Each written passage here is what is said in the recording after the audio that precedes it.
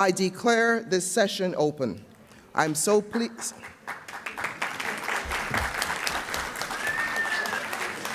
I am so pleased to celebrate another year of enormous RNAO successes with you. I am delighted to call on Elder Kevin Deere to conduct the opening ceremony of our AGM. Elder Deere lives in Kawake, Mohawk Territory, situated on the south shore of Montreal. In the older traditional teachings in the Longhouse as a faith keeper, he is a resource person on the Acornian worldview, philosophy, treaties, land claims, and native European historical perspectives. He has been deeply involved in the Mohawk language and spiritual revitalization of his nation for the past 36 years. We are so glad to have you with us and opening our annual general meeting. Elder Deere.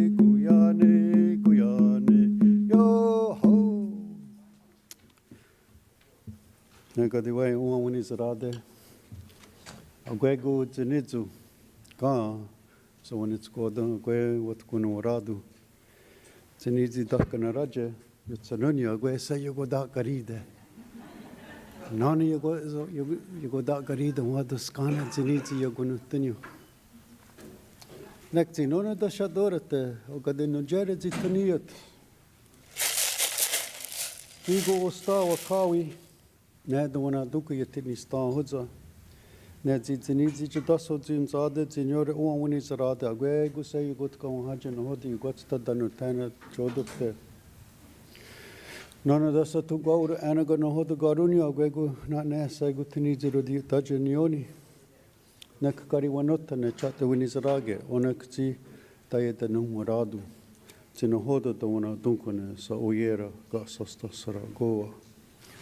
Ona nane tino gane ga joko gwegu aska ne da wawe nuni danu datsi danu oradu no hoda da wana dunkune su goe dezu sa oyera ga sosta sara goa.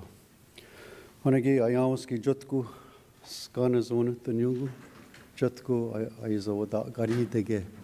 Ne zi yego RNAO no hoda zawayo daje.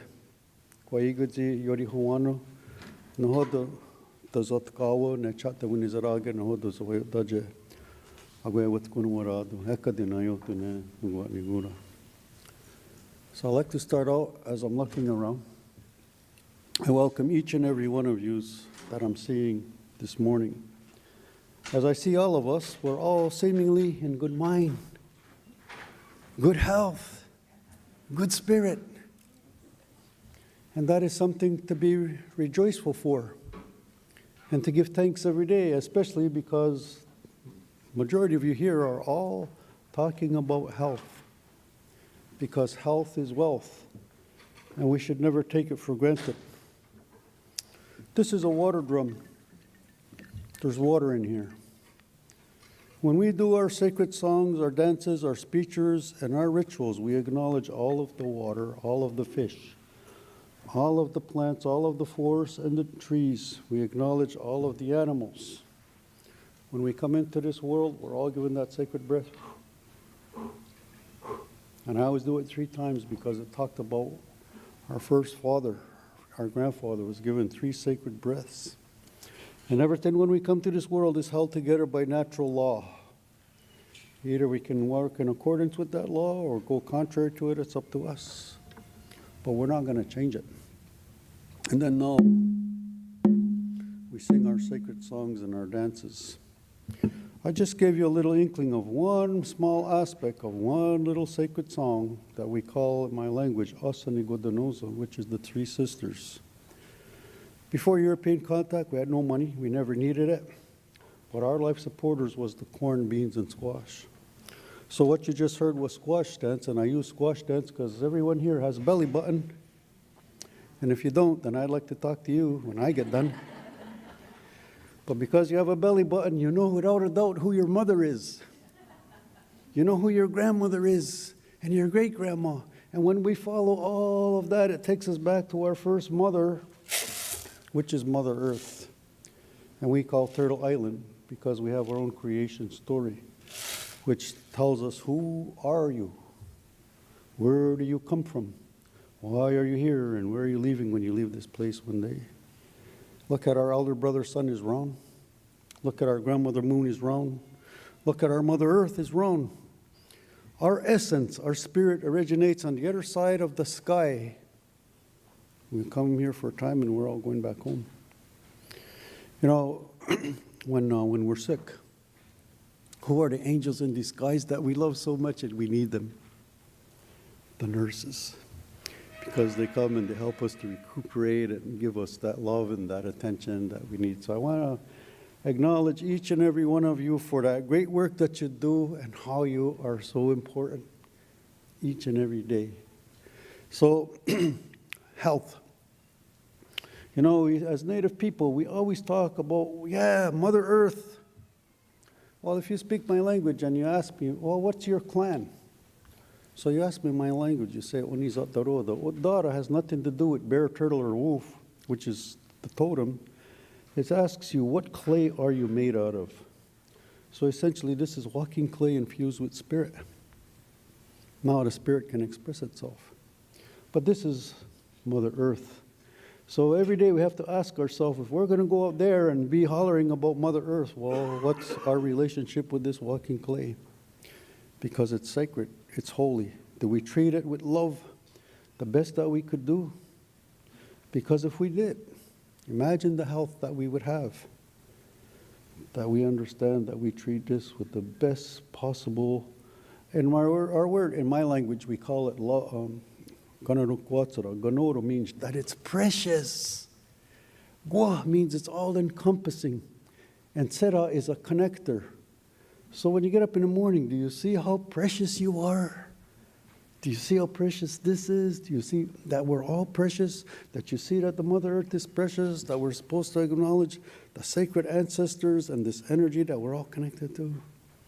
So with that, I don't want to take too much of your time, and I just have a great day to talk about all beautiful stuff, but I just hope that inviting me here this morning to give you a little bit of inkling about my indigenous worldview from the people of the Longhouse made you feel good. Because I feel good. Da-da-da-da-da. So good, so fine, yeah. So with that, the best of health, happiness, peace, and love to all of you with all the beautiful work that you do. Merci beaucoup. No, thank you very much.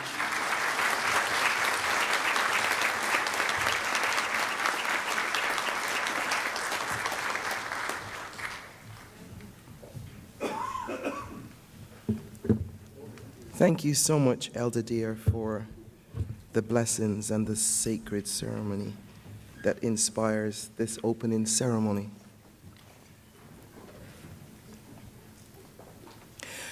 Our AGM coordinator is Siobhan Cordo. You will hear me refer to her to confirm the order of speakers and motion movers during today's session. At this time, I ask that resolution submitters who have declared a conflict of interest approach the microphone now.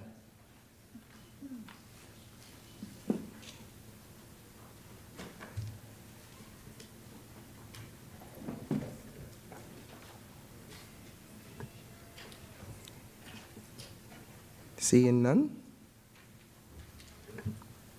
Okay. I would now like to introduce to you Dr. Doris Grinspan, our esteemed Chief Executive Officer, and Marianne Cochran, our parliamentarian for today's session. A round of applause.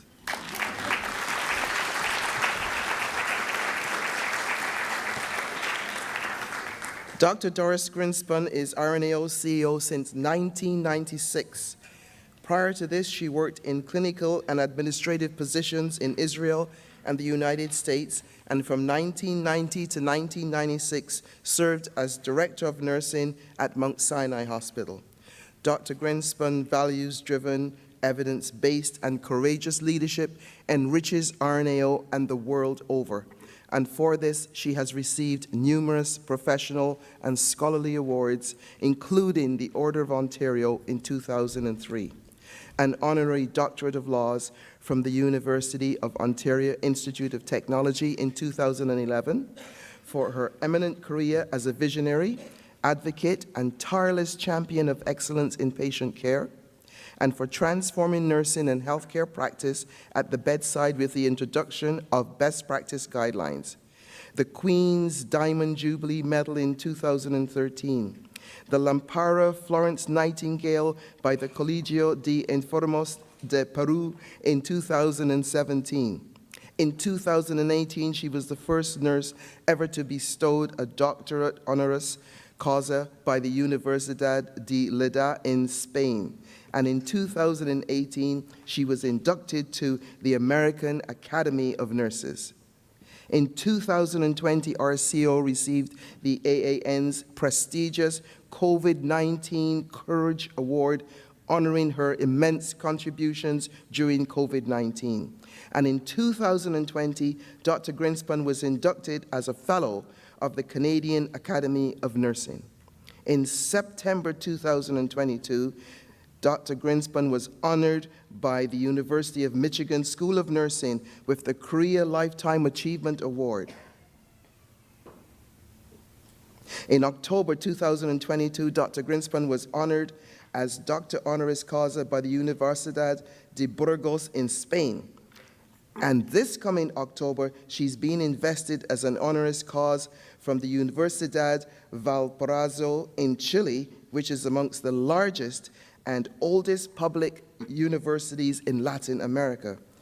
Dr. Doris, as many have come to call her, has been featured in numerous publications as a powerful, compassionate, and authentic leader, an inspirational change agent, and for the past 27 years, we have been the primary beneficiaries of that. Let's hear a round of applause for all of that.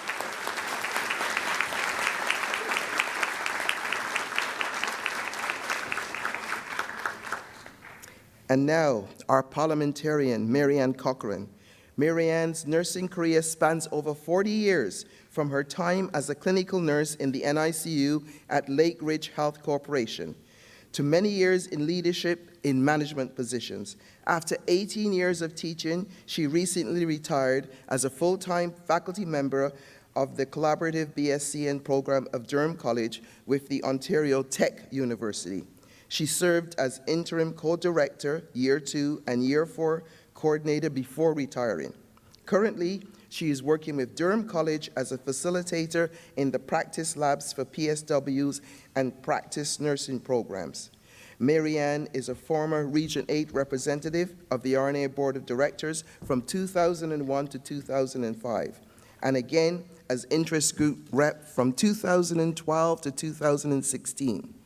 She is past president of the Provincial Nurses Educator Interest Group, ending her term as president chair of the Retired Nurse Interest Group, and served on various RNAO committees as a chair or member, including the Provincial Bylaws and Resolutions Committees, LAP, Nursing Education, Nursing Practice, and Editorial Advisory Committee.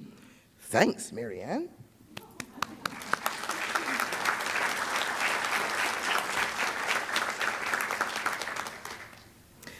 At this time, we would like to recognize special guests here today. Please stand and be recognized if you are a member of any of the following groups: past presidents and past executive directors.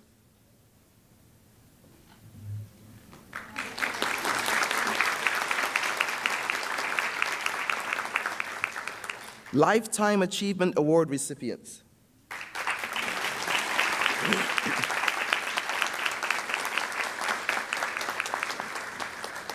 Honorary members. Okay, Joyce. And members emeritus. Yes.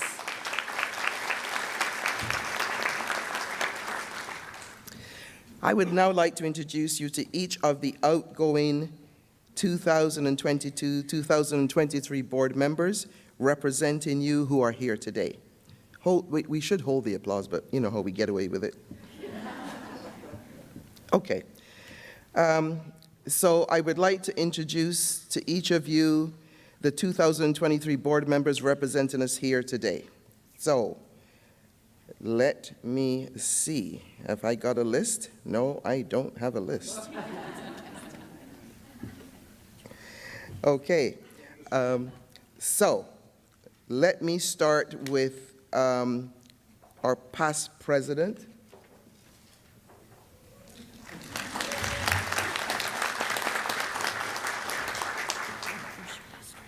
Okay, all right. And Rachel Elliott, Region 1.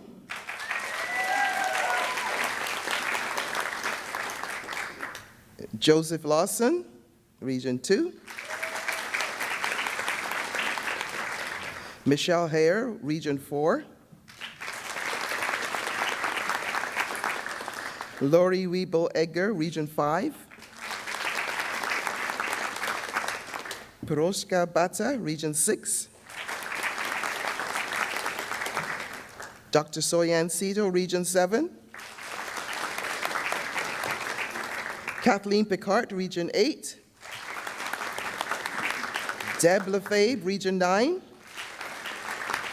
Alan Shipman, Region 10.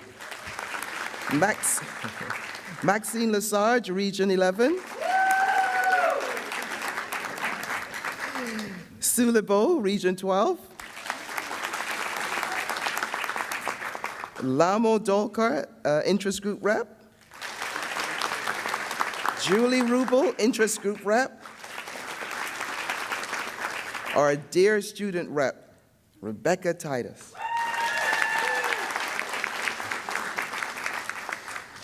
Dr. Doris Grinspan. And Claudette.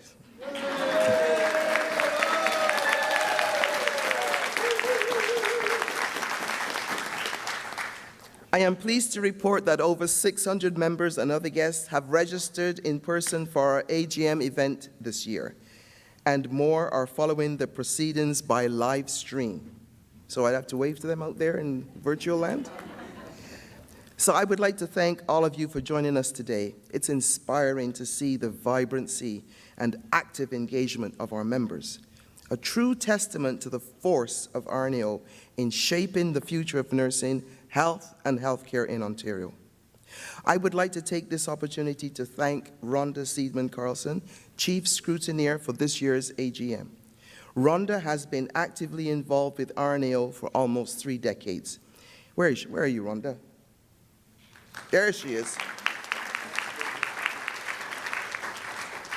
In addition to several interest groups and local chapter activities, she served on the board of directors from 2007 to 2011 as regional representative for Region 8, then as president-elect 2011 to 2012, president from 2012 to 2014, and immediate past president 2014-2015. She has represented RNAO and the Nurses Ontario provincially, nationally, and internationally. Rhonda has been active in the Canadian Federation of University of Women, acting as president for her chapter in 2019 to 2020. Since 2022, she has sat on the board of directors for the Registered Nurses Foundation of Ontario. And I just want to say it's because of Rhonda that I really started to get active in RNAO.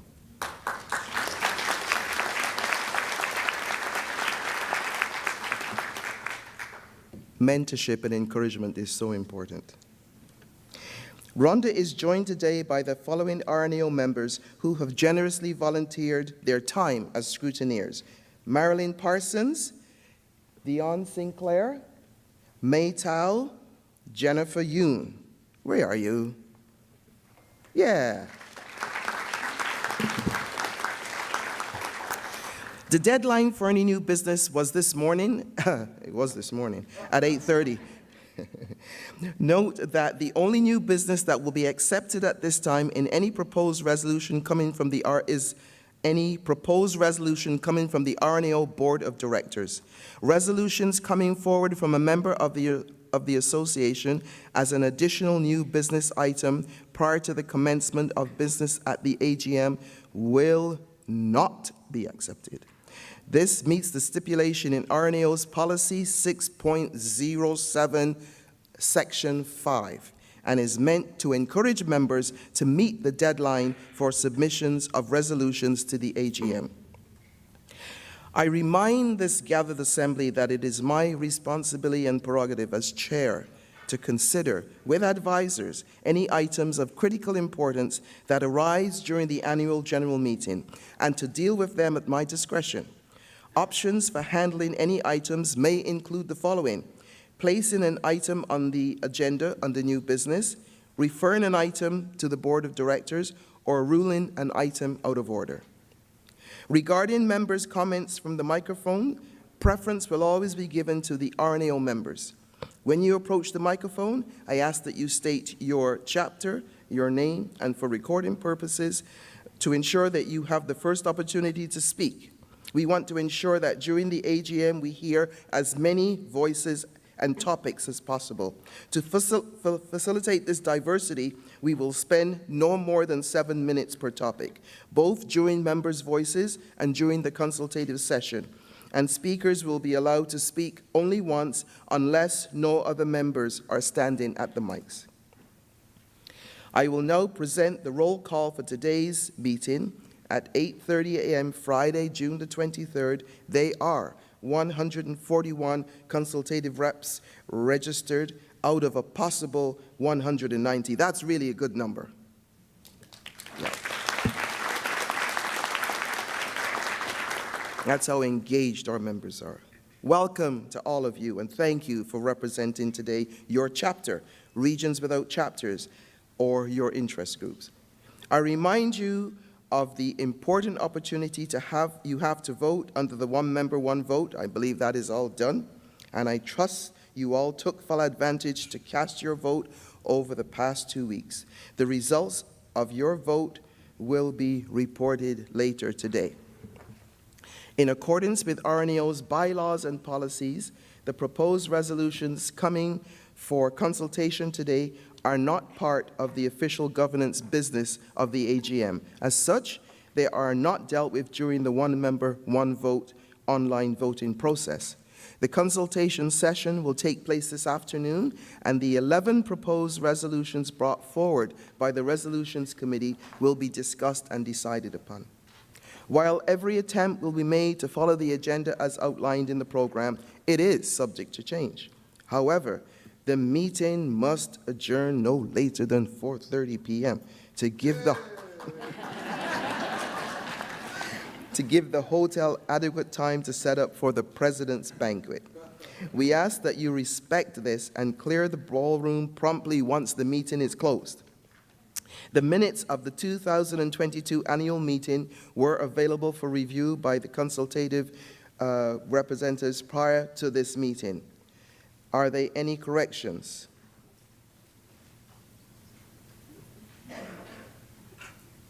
Is there any discussion? I declare the minutes of the 2022 annual meeting be accepted as circulated.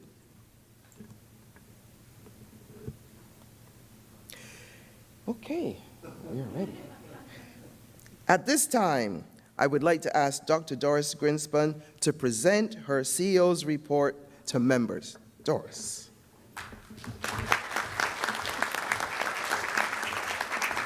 Now, I must say that we started on time thanks to Madam President, and I must claim for the first time in all these years, I was the first on time with her. Because you wouldn't dare not to, because she will start on time, even if it's one person, so here you go. What a privilege to be here with you, what a privilege to have been yesterday and those that are not in the inside story, meaning not you, others that come from other associations or from other countries, and I have colleagues from other countries here say, all the parties are here. The Council General of Chile asked me if he can invite me, I am Chilean, to September 18, which is the national holiday of Chile. And I said, yeah, for sure. And then he didn't say this is why, but this is what he said, though. He said, you have such a capacity to convene people and bring all the parties. That's why he's inviting me, not because I'm Chilean. But so be it, they all come. You saw the party, you saw the parties, and for those of you that are in Toronto or in the areas that voted, who can you stand up? Because I have a message for you. Those that are voting for municipal elections on Monday, who is voting? For mayor. Well, only one person is voting. It must be more than one person, because if not, we don't have enough voting delegates here. Eh? So it's more than one, and you go and vote, please. And you heard yesterday, and if not, speak with Kathy, speak with many of us about the opioids crisis, speak about housing, speak about the environment, and before you vote, read for whom you're going to vote. So, very important elections, and very important elections always. But today we are here to share what happened this last year, what did we respond to members, what are the gains, what are the activities that your association, because it's yours, has achieved. So the topic of this AGM, as you saw, that was selected is change through unity and action. And this is who we are, and you can look around this room and yesterday and tonight and tomorrow, and this is who we are. Change through unity and action. And we have done much, much, much to advance unity, and we also have done much to advance action. But we will talk also about results. So what does RNAO do for you? We say about RNAO, speaking out for nursing, speaking out for health, yes. In addition to speaking out for nursing and speaking out for health, how do we do it? We influence, we inform, we advocate, we connect, look at you, we protect, and we hopefully inspire you as well. And we hope that we will have all of the above, not only by listening to our president, not only by listening to the reporter, to me, most importantly, by listening to one another during the breaks, that you will inspire one another and lift up your spirits. This is the first time after 4 years that we are together. And I have a mix of energy and very emotional. I was thinking, reflecting in the room today, what's making me so emotional? Couple of things. First, the first time after 4 years. Second, and good thing he is not here today, is that my oldest grandson, 15, was here. And he's a shy person. And he was here for the first time, and he decided. I didn't even ask him. And that's a guy that believes on environmental health, and that knows perhaps more than you and me together.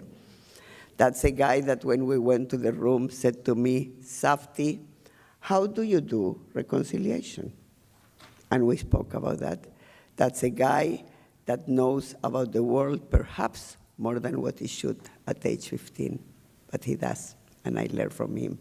And that makes me very emotional. Makes me very emotional to know that my friend Kathy lost her son, Austin, and makes me very emotional, as I said yesterday night, that my friend Una, her son lives in poverty when he should not. Makes me very emotional to see my past president, Angela Cooper Brathwaite, who has become Order of Ontario, Order of Canada, and anything else in the world that she should be, she should. Makes me very emotional to see Betsy sitting here when she was so ill. And makes me very emotional, and I'm not going to share more, but those of you that know, you know to whom I am dedicated today's speech. A colleague of ours that is very ill. So, you know, when you have these years at RNAO, you become friends with so many people. You care deeply with so many people, and you carry it in your heart all the time. You just can't let it go. So, I have a challenge for you, and actually they left me the book. And my staff said that they thought I will do the Twitter challenge. This is Heather. Doris, do you want to have a copy? Well, I have a copy, and also you should have a copy. So, no, the prize will not be the book for those of you that tweet more. Here is the prize, and you can see it here. The prize is for whoever tweets more, not about my speech or Madam President's speech, but about the AGM, the whole AGM. Whoever tweets the most, first 2 prizes, the President Banquet next year for free, so 2 prizes on that, and then 3 prizes for the student luncheon next year. So get on. Take your little thingies, start to tweet, and you have till Saturday, midnight, let's say, and then don't forget to put the hashtags, the most important, hashtag RNAO-AGM, because if you don't put the hashtag RNAO-AGM, ain't going to count, because we don't know that we tweeted. So please do that, because we need to get a good amount of positive energy in that Twitter world that from time to time can be very mean, as you all know. Change through unity and action is you, because we could have all the programs, all the activities, all the VPGs, all the books, all the accolades in the world, and if it was not because of you, they wouldn't be in the hearts, hands, bodies of patients. They wouldn't be in the communities that we need. They wouldn't be in the rallies that we need. They wouldn't be in the boardrooms that we need. They wouldn't be in the meetings with people, whether we like them or not, that we meet. So it is you that is meeting with all politicians, because with all we need to meet. It is you that signs the action alerts. It is you that takes those VPGs and puts them in practice for the benefit of Ontarians, Canadians, and people around the world, for the VPSOs that are from outside. It is you that gave life to interest groups, and it is you that makes this association tick or not tick. So let's make sure you always, like today, make it tick the way you do. It is you that has been a member for so many, many years, and that you know who you are, and you know how much you give to this association. And for that, we thank you. But there is something that guides me as a CEO.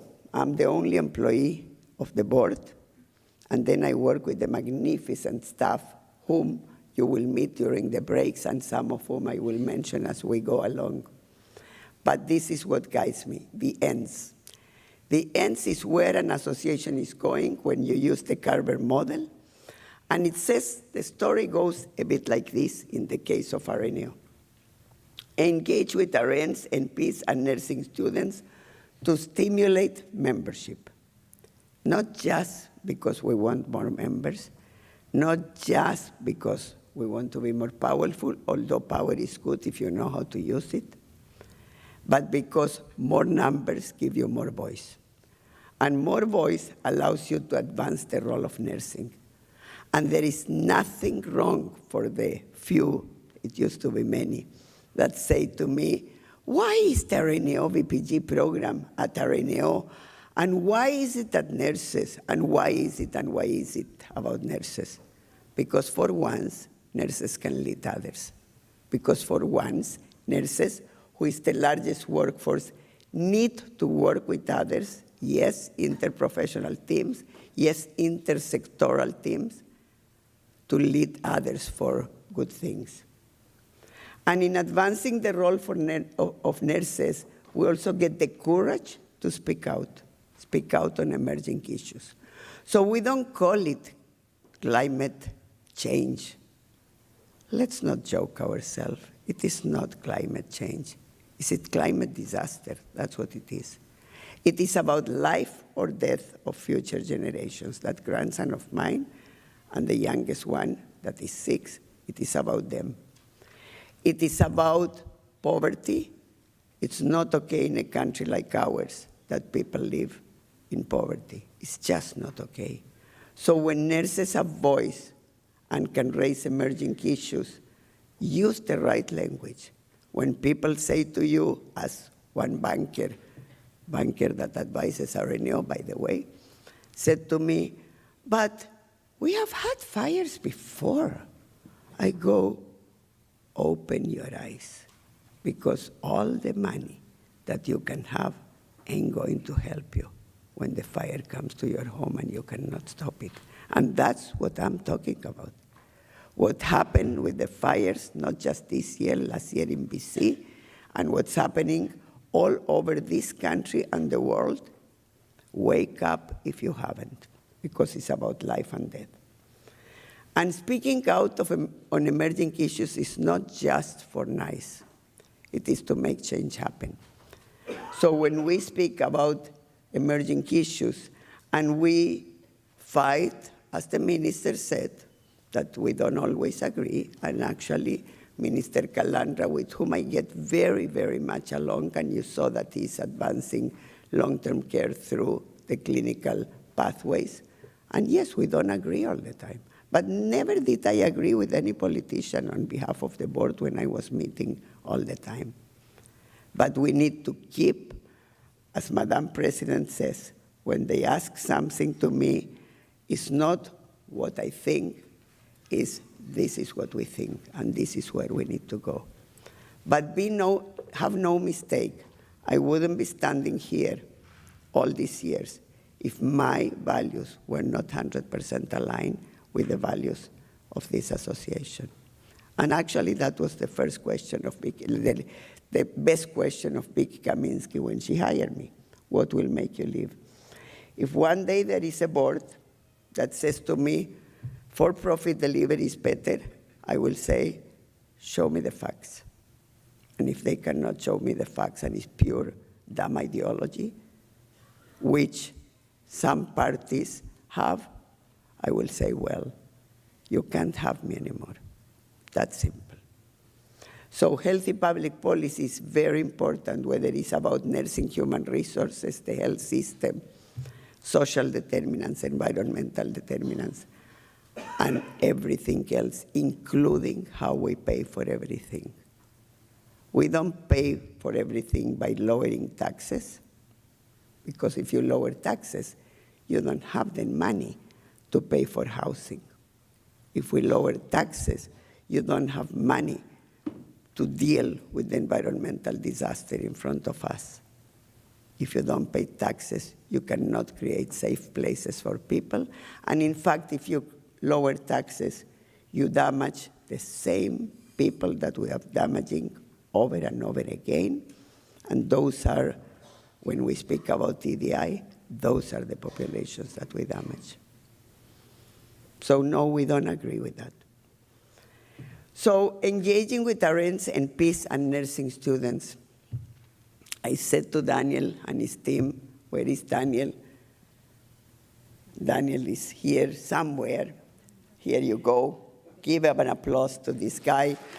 Daniel and his team, because of you and all the work that you do, you will see the numbers. And I said to Daniel, Daniel, look what we have done. Look what we have done yet again, yet again. Not every association can say this. Unfortunately, and for those of you that are from some associations, and you know who you are, that are lowering their numbers, decreasing their membership, I'm sorry, because that's not good. The case, though, of RNAO is that we continue year after year to increase our numbers. That's the story of RNAO.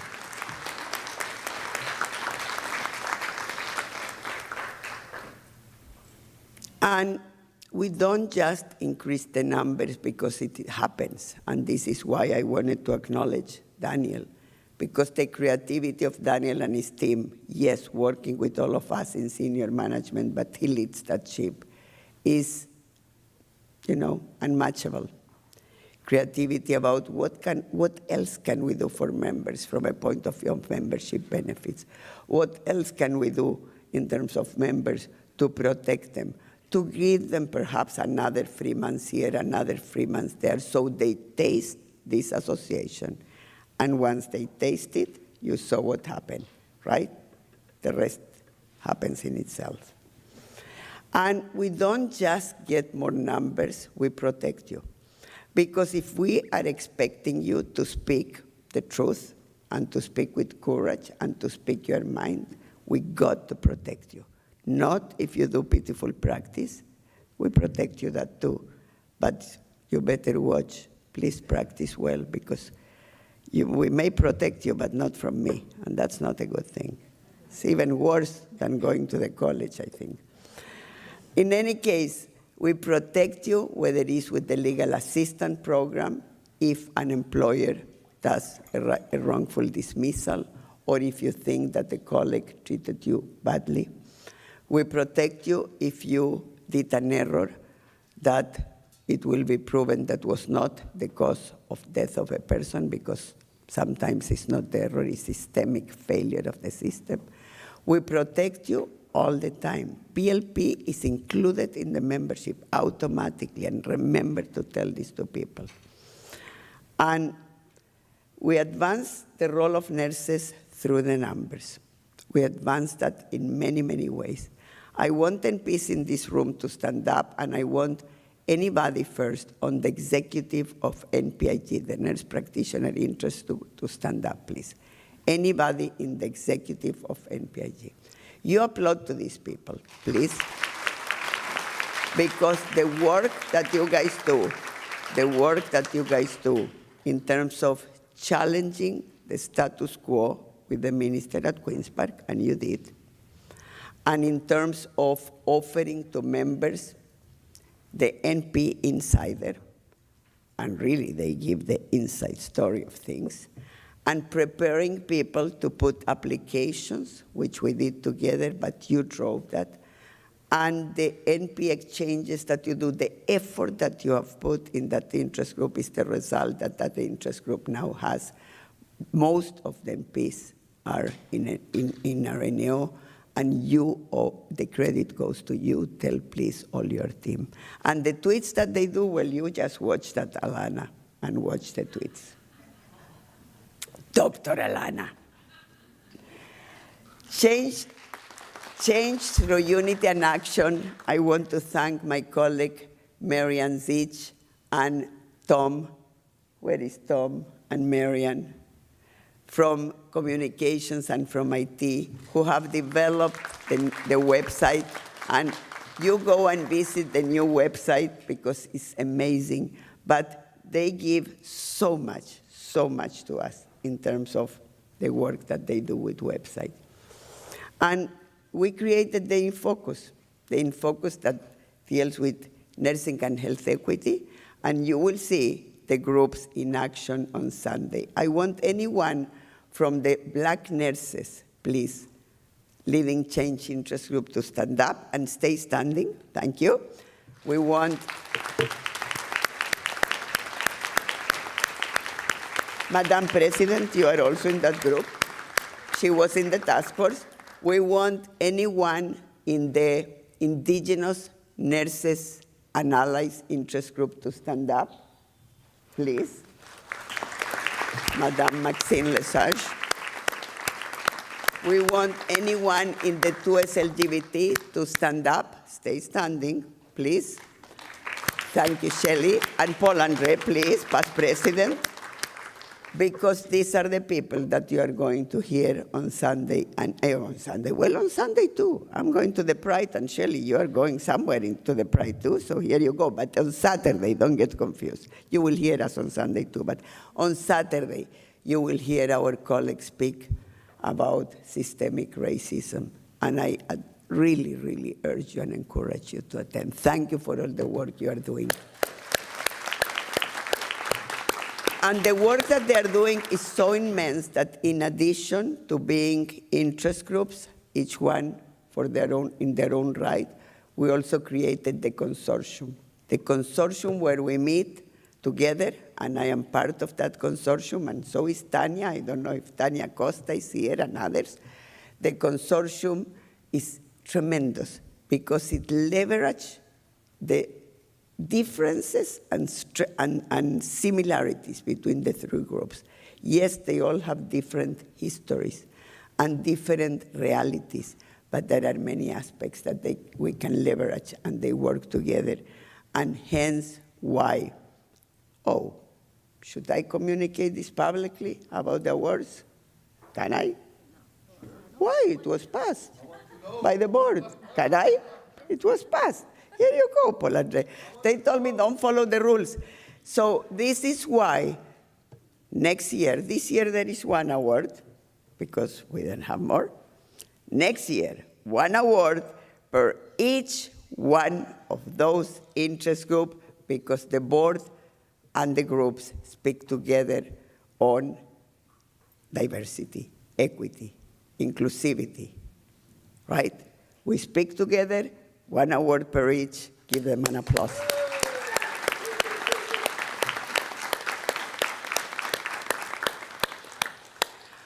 Mental health and substance use, Sabrina, I don't know if Sabrina is here, but amazing, amazing, amazing work to the work that Sabrina and her colleagues are doing. Equity, diversity, and inclusivity won the In Focus award in terms of awards for media, and it's no wonder. It has the aspects that I just mentioned. It also has the second layer on the In Focus. It's about the health system transformation aspects that we are seeking to influence. The third layer is about how you lead change, and it's all spelled out. Any person and organization can actually use it. And then we offer opportunities. We offer opportunities to you, and let me tell you, yes, work environments are challenging, but be choosy. Be choosy. There is more opportunities than ever before,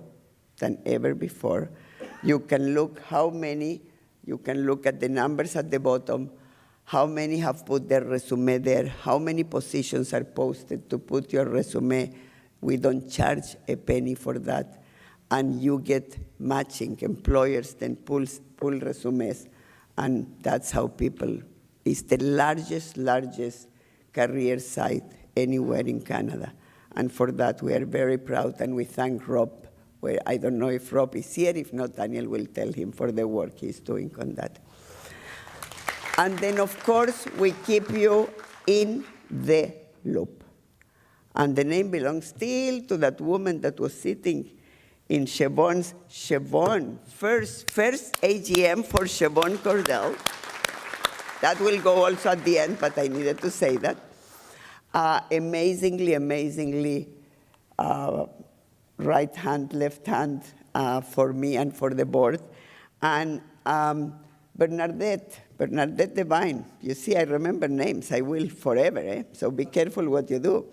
Because actually it was Bernadette that invented the name In the Loop. Remember Bernadette? In the Loop. And I meet her once in a while because I meet with all of my colleagues. And In the Loop continues, better and improve, thanks to Madison, Stand Up, this and many other things. And In the Loop is actually the publication that is most read by members. Most read by members. Is incredible the amount of readership, and you can see that there, that In the Loop has, and it's thanks to Madison that always sharpens how it looks and how it works. The journal, Kimberly, I don't know if Kimberly is here, but the journal, and Marian is over there, is magnificent and continues to contribute to having your stories seen by everybody. And then we move to unity and action in practice with the BPGs. You know, it was interesting when Marit Style says, I better say it because Doris will be upset if not. Well, it's good. She may get in the right place. You know, when they start to listen to nurses, all of them, who knows, right? The thing is this, there is no other program. And people internationally say this is the game changer for nursing practice. So in that area, I will focus in 3 aspects: guideline development, and my colleague Lindsay Howitt is here somewhere. Stand up, Lindsay. Guideline implementation, Susan McNeil, here somewhere. And guideline evaluation, Dr. Shanoy Yannick, stand up. Here she is. Stay standing. And their boss, Heather McConnell. Where is Heather? Thank you for all the work you do. And look why they deserve your applause. Because it is not just having a program. It is, after all this year, team after team after team, director after director after director, associate director after associate director, and their entire teams that keep the program at the cutting edge of everything, whether it's the latest in guideline development, whether it's the latest in implementation science, where is the latest on evaluation, and I will give you just a little bit of what was accomplished this past year. First of all, just imagine if the guidelines would be not the most rigorous methodology, the disaster that would be for patients. Disaster, right? Because they get implemented. But the reason why these guidelines have the outcomes that they have in any country, in any setting, anywhere in the world and here, is because of the rigor of the guidelines, the robustness of the guidelines, the methodology and the stickiness to how robust they are. So I am not going to go in detail to the methodology, but I think Madam President said it yesterday. If you haven't gotten the bag or your organization has not, make sure you do, because you're staying behind if not. And then there is change through unity and knowledge. Look what we produce. New guidelines, and then many more in progress.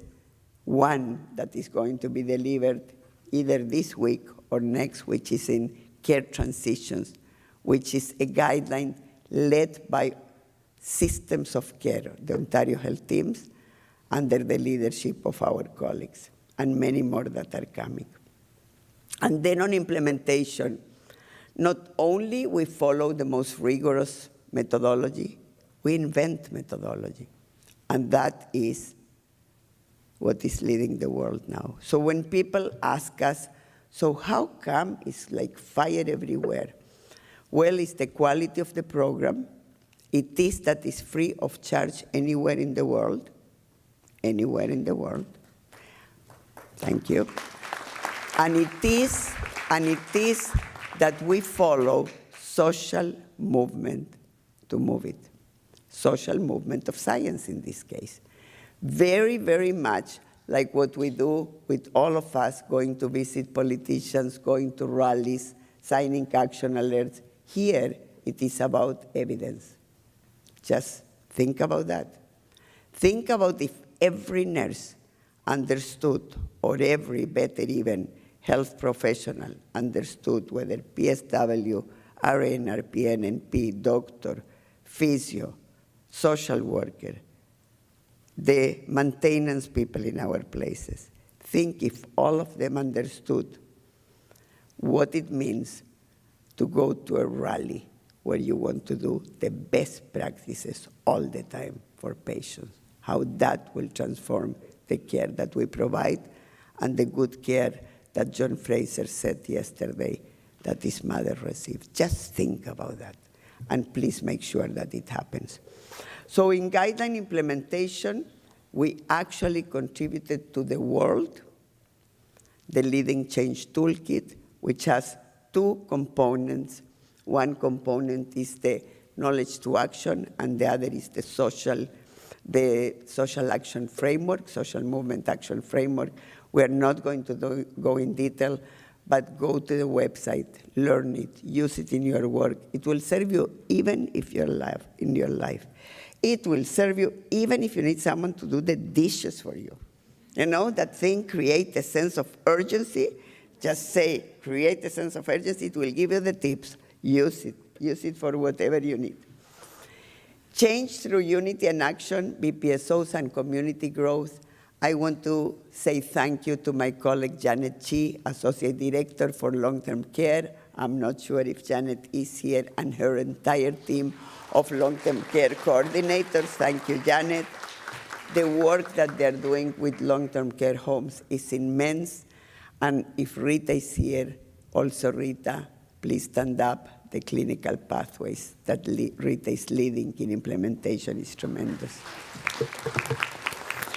And a very special thank you to my colleagues, Steph and Kristen, I don't know if they're here, who together with Susan, stand up, thank you, stay standing so people can thank you, both of you, who together with Susan McNeil and I, a little bit of myself, when I want to push new things, I always get my nose involved, are moving Ontario health teams in a beautiful, beautiful way, and you're going to hear more even next year. And on that, I am going to point again to Maxine Lesage. Please stand up, get to know this woman, because Maxine. Is Carly here as well? Can you get Carly to stand up? You tell her. Carly, stand up. Carly, stand up, Carly. Here you go. Okay. Because they are leading the first OHT in this Ontario of ours with the Ontario Health Teams, and the first VPS OHT for us that is Indigenous focused. And they are doing magnificent work. And yes, Carly, you are doing good work, but I'm sorry, this woman, going back, she actually is taking some of our work, like the leading, that's okay, the Leading Change Toolkit, she is actually taking it to also make it relevant to Indigenous communities and Indigenous peoples. And we will learn from them for the rest of the communities. And this is where we are in the world. You know that long thing there? This cannot do light or something. But that one at the bottom, that's where Latin America is. That's where my country, Chile, is. That's where my friend Amalia Silva, stand up, is. And she's the one leading, of course, the first ever BP. Stay standing. Párate, niña. Malita. The first ever BPSO OHT academic. The first ever, and you always will be the first ever, and more will come. Gracias, Amalita. And this, I am not going to make it work now, Shanoya. I am sorry to you, Shine, and the entire team, because we will not have time. But when you go to the website, you will click here, and you will see where the BPSOs are when you click. And in a couple of months, when you click there, and you see a BPSO in whichever country of the 20, you also will see which VPGs in which organization are being implemented. So if you are in Jamaica, which we have BPSOs in Jamaica, and you want to know, I want to know in which other countries this VPG is being, or in which other organization within a country, click and have it. You see, this is the beauty at RNAO. I can dream, and our colleagues make it happen. And they make it happen because we bring the best of the best in terms of competencies, capacities, but also in terms of human beings, and also in terms of work engagement, the best of the best. So RNAO events, you do understand that having this number of people participate in this number of events, it takes a lot. It takes a lot of preparation for staff. It takes a lot of energy. It takes a lot of wisdom of how much you give in terms of in a workshop. And it takes a lot of knowing how to engage people where they are, not only where we are. And I want to ask, I don't know if Cristina Madeiros is here. Cristina, I want to thank you for the work that you have done with us, but you led it in the clinical fellowships. We decided to move the clinical fellowships. Aspects of that is the traditional leadership. Aspect of that is absolutely EDI. So people have, because when you need to help people, when you need to make equity, when you need to make, like my grandson said, how do you make reconciliation safety? Then you give more to those that need, not less. Because if not, they cannot climb the ladder to the same place. So that's what we did. And the clinical fellowships is $15,000, take note, not for you, but for your organization to be able to release you so you can spend 12 weeks deepening to your knowledge on a specific area of practice. So for all my Black nurse mentors, colleagues, stand up, apply. For all our indigenous colleagues and those that are not here, tell them, apply. And for all our 2S LGBTQ+, tell them and apply. Because that is for people that need that hoop in the ladder so everybody is equal. Clinical pathways under Rita Wilson and her team. And of course, that's a new one, so I put my nose there too. And the reason I do is, you saw Minister Calandra, these things that don't just happen, that you receive generous funding to implement these guidelines, as he said, in all the nursing homes around this province. And you know, we may not like, and I certainly don't, as you know, what happened under Minister Fullerton, and you saw me calling for her resignation back then. We may suffer still the trauma of what happened in those nursing homes, but I need to tell you that Minister Calandra is doing different, whether we like it or not. He is doing different. We may not agree on the for-profit or not for-profit that has existed in nursing home forever, but he is intent in making change in nursing homes for better, and this is one concrete example, not blah, blah. And I do think that 4 years from now, if not before, we will see the best outcomes in nursing homes that this country has. And we will share that then with the world so they can use it. Evaluation, you have on evaluation the Dr. Shanoya Nick and her team, I already mentioned her, and you have how much we do for monitoring and for outcomes. Because it's not good enough to do guidelines, implement the guidelines. We need to show the outcomes everywhere that we are. And together with that, as you know, last year we launched a research unit that is well in progress. We have an advisory, we have chairs in the research unit, chairs to sit and chairs to lead, both. And it's doing magnificent work. And in fact, on Wednesday, Monday and Tuesday, we have all-day meetings with the Inquire advisory group, which is international, and all the big people in Canada and all the big people internationally from the World Bank to OECD that know anything and everything about big data are there advising us generously and free of charge. And on Wednesday, we're meeting all day with the chairs of our research unit to move it to the next stages. And it's not enough that we do all this work and that we say, you need to publish and you need to publish. We need to publish too, and we do. Anyone that works at RNAO, so just think about it, you may not want to come and work at RNAO, or you may. Anybody that wants to go to a presentation cannot go anymore unless they commit to publish what they're talking about. That's the rule. You want to go, the association covers, you need to publish. Because a presentation reaches, even if it's a big presentation, 1,000, 2,000 people, 3,000.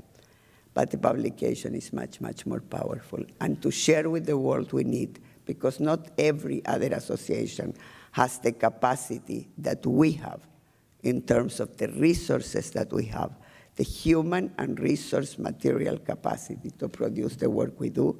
So we must publish so others can benefit from that. It's not to become famous, it's not to have more awards, it's to share with the world so they too can use it because they don't have the resources we have. Speaking out on emerging issues, you saw, I hope, the latest report, the Nursing Career Pathways, which comes out of previous report that you heard. And yes, the minister said on this, she said we agree. Yes, on this we did agree that we wanted increased seats for nursing. And yes, they gave us increased seats for RPNs, RNs, and nurse practitioners. And yes, we are asking, of course, more, but maybe the Premier will say it on his speech because every Premier has said it. When we give them, they ask for more. Yes, because we think the Ontarians need more. So read that report, read the stories of colleagues, some of whom are here, that we write about them, and put it to good use in your places. Action alerts is what makes those reports live. Action alerts, submissions, going to the legislature, visiting MPPs, and all the beautiful events that you all do with us, or you do with your association, you as members, because this is your association. This is not my association. This is not my president association. This is not even my board association. They're the governors. I'm your staff. It's your association. So you are making this happen, nobody else. Speaking out through unity and action, it means thanking you for how much you are on Twitter, on Facebook, on LinkedIn, on I don't know even what more people are telling the story of success. And influencing healthy public policy is what we do and will continue to do. And we do not change the tone or the topic according to who is the party of the day in power, whether here or in Ottawa. We do not. We stick to our story, and sooner or later, we make gains. Sometimes small, like in ODSP, if RNAO and others were not involved, likely even the 5% would not have been given. It was not during Harry's time. So is it enough? No, it's not enough. Do we need to ask more? Absolutely we are. Doubling the rates is what we want.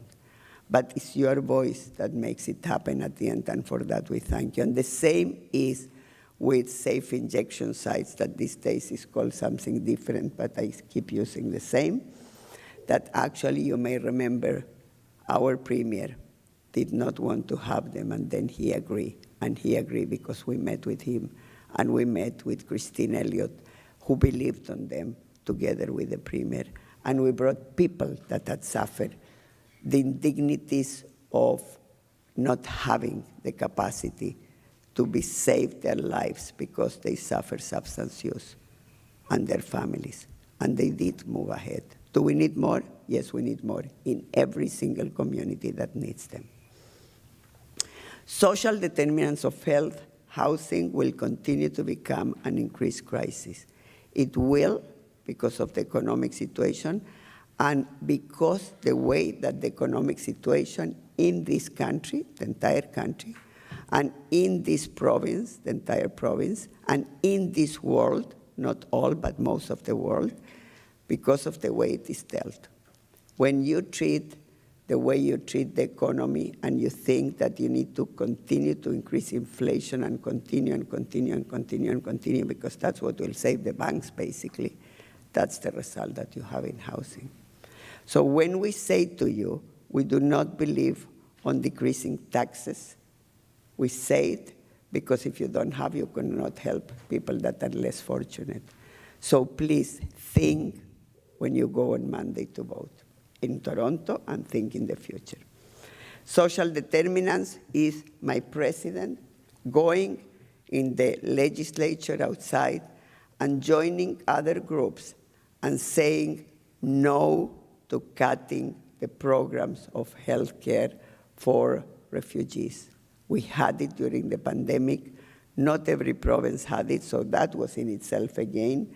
but we need to have it always, always. There ought to be not one day that someone that is a refugee, whether legal or illegal, goes without health care. One day. There are countries, this is not fantasy land. This is not, as they say to me, maybe you should go to, I don't know, Cuba. One person said to me, maybe you should live in North Korea. Maybe you should go to live to another country. No, kids, not colleagues. Spain is not another country. Spain, you go to Spain, to any health facility, whether it's a hospital, primary care, home care, whatever it is that you need, you show up. They don't even ask you if you don't want to show who you are. Because people are afraid. People are afraid they will be kicked out. So health professionals and the country, regardless of the government of the day, right, left, middle, they don't ask who you are. They give you the service, and that's what we need in this country of ours. And this is our country. And that's what our president was fighting for, so the applause goes for her.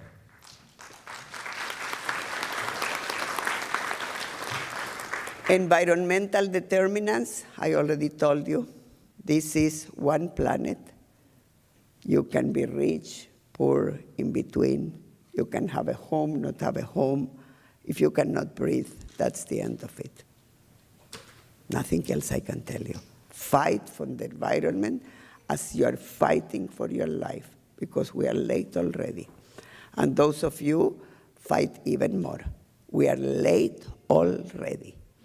And if we don't fight, this is about life and death. This is not climate change. This is climate catastrophe. This is climate disaster. This is the end of life. This is not a joke. And I'm not talking 100 years, I'm not going to see it. 50 years, I'm not going to see it. You're seeing it. You're seeing it. You're seeing it in BC, you're seeing it in Quebec, you're seeing it everywhere. This is not somewhere else in whoever. This is here, and it's coming to your home if we don't do something. And we are late. And then comes about more practical things that you ask. So this happened just in February, and the board will remember that a board member, Helen Shipman, Helen, stand up, take credit, and colleagues in the assembly said, can we, they're very kind, and we appreciate it as staff, because it's much nicer than, right? I should learn that for the minister and premier and all of them, but I will learn. Sometimes I am very kind too. Hey, they show up. But the thing is this, colleagues ask, can we make the calendar that you guys have something that is public, that interest group and chapters can put activities, and here you have it. February was asked, May was already activated, and then you go now to the calendar and you will see all the activities, and this will continue, all the activities that interest group and chapters or home office are delivering. And therefore, if there is a day that you want to just see what's happening at RNAO, not RNAO, then you go and look in the calendar. And it will do one more thing, which you didn't think this is why we were doing it. And it's not, but it is too. It will push others that are not doing enough. Because when members pay for interest groups, they should be getting activities, right? So the same as you get in some groups, you need to get in all the groups that you are belonging to, and so it will help. It also will help best practices from one to another, right? And one can connect to another. So it is you that is delivering all of this. It is you. It is the board. Stand up, please, board. It is the board that governs.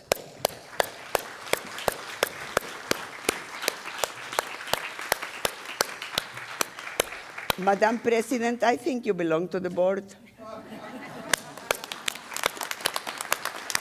And you need to see her in action. Yes, you can come. Well, you can belong also, but you can come and come before she's done with this year.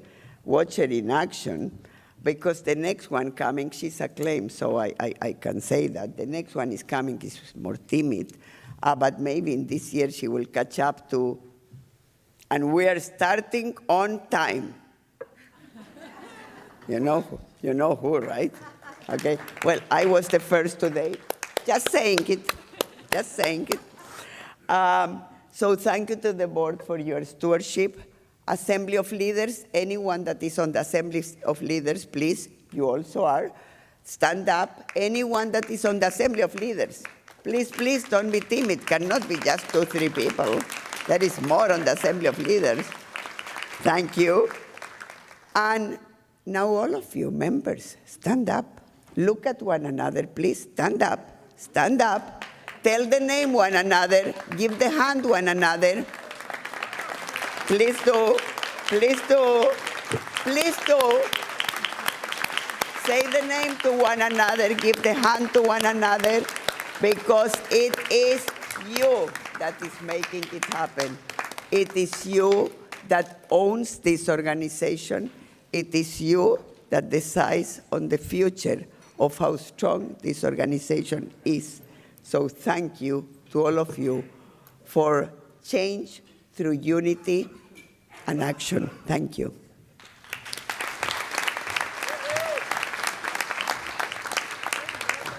I give that. Wow. Folks, if you're not excited, if you are not excited, there's something wrong with your excitometer. What an inspiration. 24/7 you're working. Yes, this is true. 24/7, I know it. All hours of the morning. And her staff beside her, and we together. Folks, we need to own it. As she was saying, this is us. As we go forward and have one message, we're here to speak out for health and speak out for nursing. That is our message.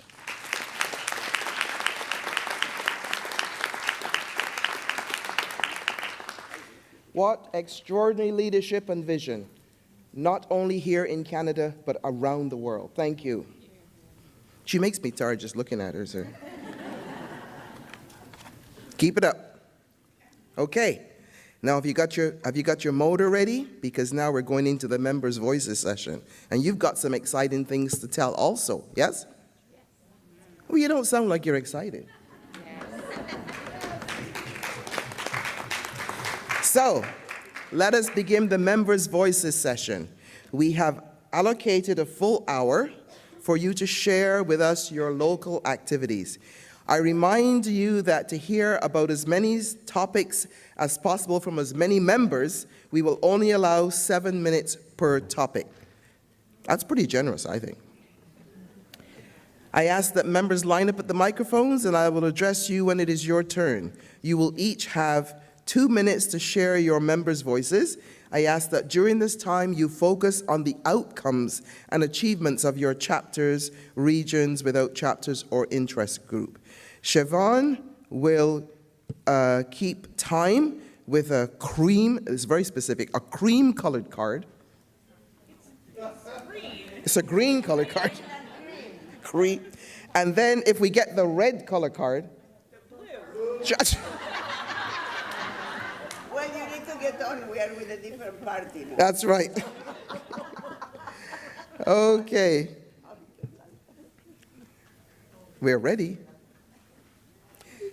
And I don't see numbers at the microphone, so I guess I'll call this one microphone 1, and I'll call that one microphone 2. How does that work? Microphone 1. Hello, I'm Rob Samuelak, and I'm from ONEG, the Ontario Nurses for the Environment Interest Group, and we have been really busy this year. We have lobbied on a lot of different bills, but as our CEO talked about, the climate change is really important. We all smelt smoke this past month. In Ottawa, the AQI index, which is supposed to be out of 10, it hit 25. Wildfire smoke, it affects our health. It exacerbates asthma, COPD. It goes into our bloodstream, and it causes heart attacks and strokes. This is just wildfire smoke.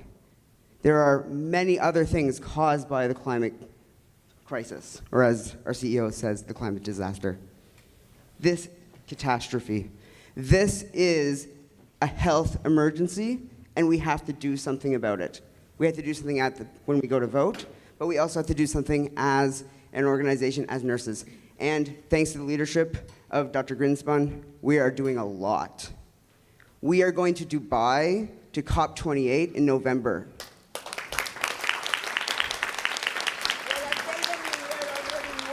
What's that? And tell them you were already one.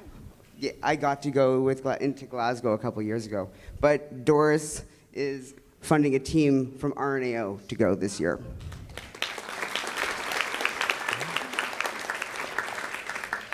Additionally, there's an action alert that's going to come out very shortly on wildfire smoke. Please, everybody here, sign that action alert. Okay? We need to send this. We need to send a message that nurses care about the environment. We care about climate. Additionally, we're going to be starting a campaign to green our healthcare system. Healthcare globally is responsible for 5% of global greenhouse gas emissions. 2/3 of that comes from our supply chain. So when we have that with our supply chain, we have to address that. So we are going to be addressing that, and RNAO is taking a leadership role to do that. Thank you. Thank you. I do want to make a comment. I don't know if Matt Calway, the Director of Policy, is here. Matt, thank you.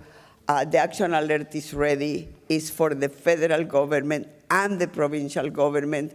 And I want to make a comment about what you said, sign it.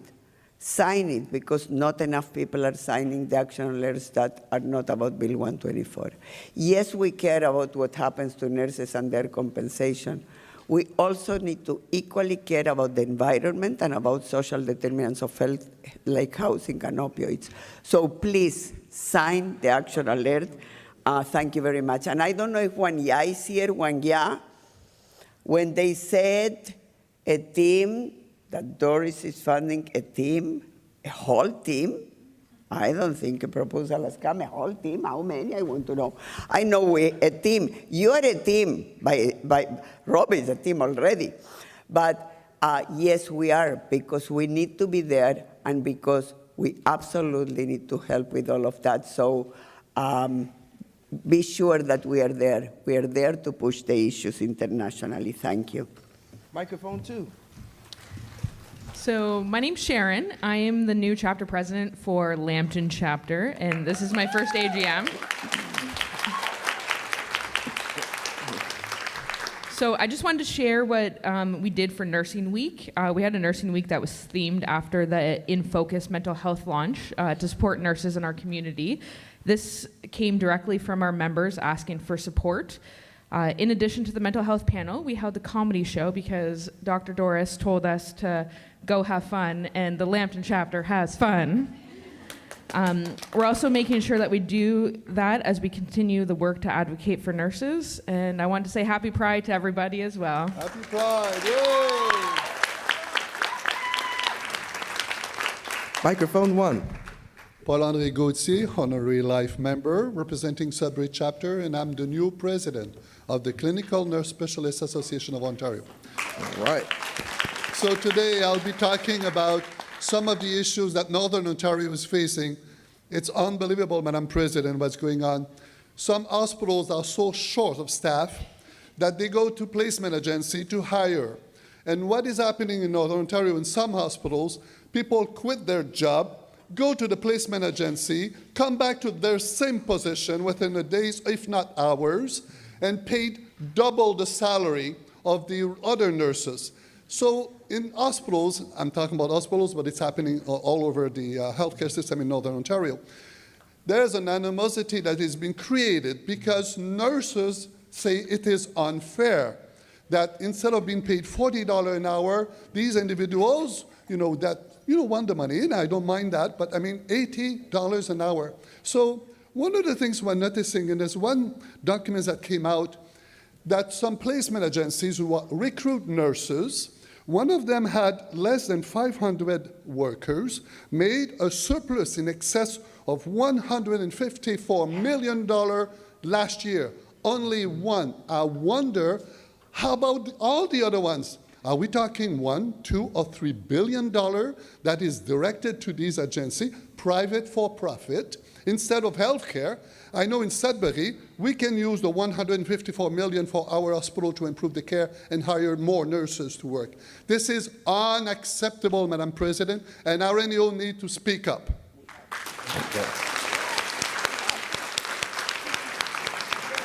RNAO will continue to speak up.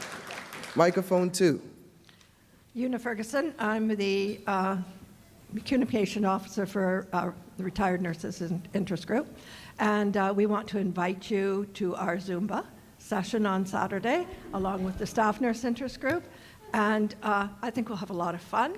It'll be moving, and I think we need to do things. We have done a lot with the Retired Nurses Interest Group over the year.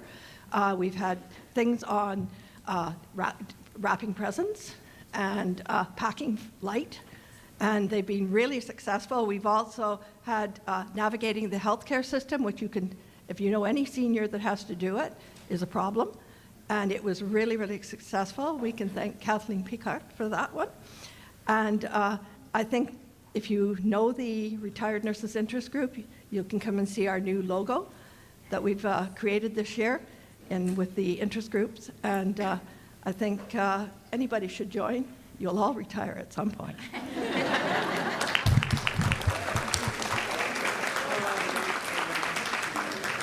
Thank you, Una. She is we call her our techno granny. Microphone 1.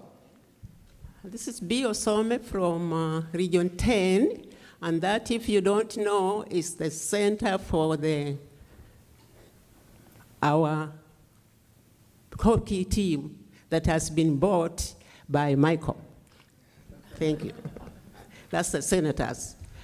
Oh, a few years ago, I talked to you about my issue that my daughter, who passed on of sarcoma, had wanted to help the children in Kenya get clean water. So I'm here to thank most of the people that have helped to have this clean water done. Even during COVID, I went home to Kenya in the villages, and we constructed them. They dig the wells by hand. So what I want to thank you is, the people that I especially want to thank is one international group, which was led by our sister, John Lesman. I also would like to thank the Staff Nurses Group that has also supported me in many, many ways. I also want to thank the Federation of Nurses Unions that also have supported to do those clean water. And also the Rotary Group in Ottawa that has built 10 wells to help. Rotary members, if you don't know about Rotary members, look it up and go join one. Rotarians do clean up. We do clean up most of the streets in Ottawa and try to help the people that are poor there and raise some funds to have them get up on their feet, even visiting some nursing homes. I also want to give my thank you to my church, Metropolitan Bible Church in Ottawa, for 6 people, each one giving $6,000 to 7 to build each well. They've done that, and I thank them for that. Thank you, B. Thank you. Microphone 2. Hi, I'm Kathy Moreland, President of Waterloo Chapter. I'm here just to report on our Anyway, just wanted to report on some of the activities we've done over this since the last time we met. So, of course, we were very active at Queen's Park Day, and we drilled that nursing pathways, career pathways document.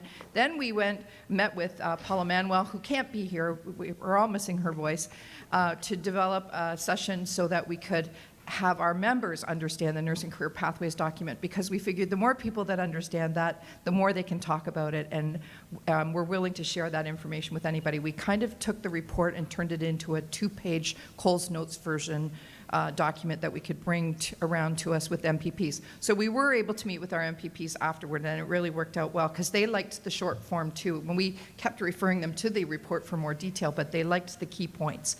They like key points. We had an Earth Day event that got rained out, but we went anyway. We had an axe throwing event where we had Bill 124 as the target on our...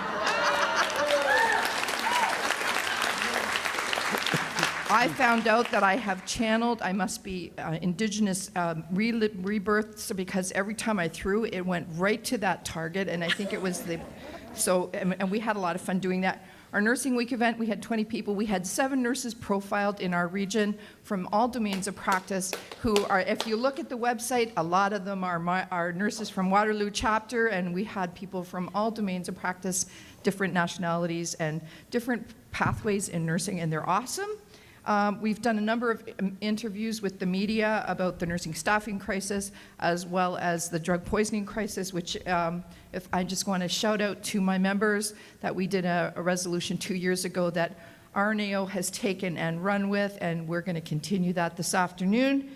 And we're also the chapter of positivity tweets, because we love nursing and we think we've got to get our heads out of our negative complaining, and we got to remember why we love doing what we do. So thank you very much. And just on one quick note, and you can put up your blue in a second, is I agree with Paul Andre, it's not just a problem in the North. Nurses are getting paid 2 times as much, and teams are being dismantled in order to justify private health care.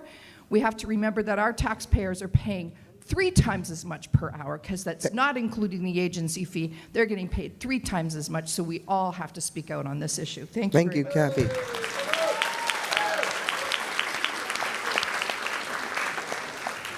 And Kathy was the one on virtual meetings that got us dancing in our seats when we're on virtual meetings. That's right. We got to move. We're going to move everything. We're moving the needle. Yes? We're moving the needle on healthcare and nursing. We got to move. Microphone 1. I'm Brenda Hutton, speaking on behalf of the Staff Nurse Interest Group. I am the finance officer and chair-elect, and I'm proud that Lamo Dalkar is our chair at present, and members are also Paul Emanuel and Una Ferguson, and we've been together for many years. Anyway, the focus of the Staff Nurse Interest Group is self-care. Nurses are very stressed, and we do have webinars probably about every couple of months. Some of them have been on finance, on mindfulness, on exercise and music. We are going to have a think tank in July in Kingston. And anyway, I think that's all I have to say. Okay. Thank you.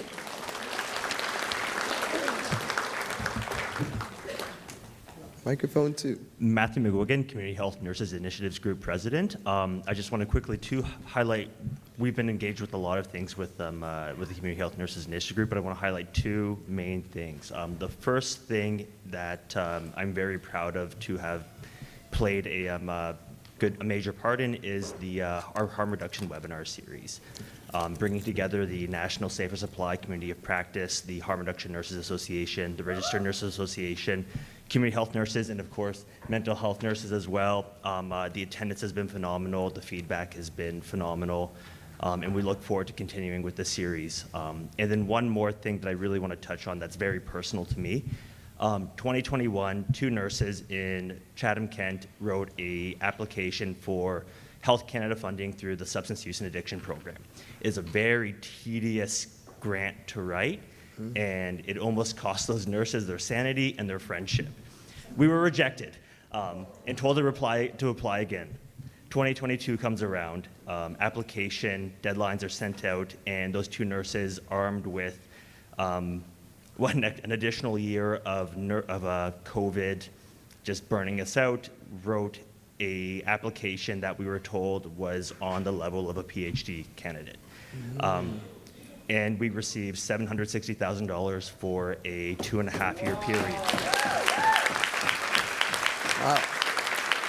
This funding is going to go towards setting up harm reduction satellite sites in rural and remote communities throughout southwestern Ontario to help with enhancing delivery of harm reduction resources.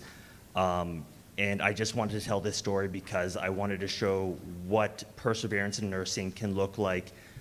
You don't need to have a team of researchers, of academics putting together a grant application. All you need is 2 nurses with a vision and a desire for change. Thank you. Thank you. Microphone 1. Hi, my name is Tanya LaChapelle. I am the president of OPANA, also known as the Ontario Peri-Anesthesia Nursing Association. We've been focused this past year on education. We had a fall symposium that was a virtual fall symposium that was very well received. And in May, OPANA hosted the National Conference for Peri-Anesthesia Nurses in Ottawa, and it was extremely well received.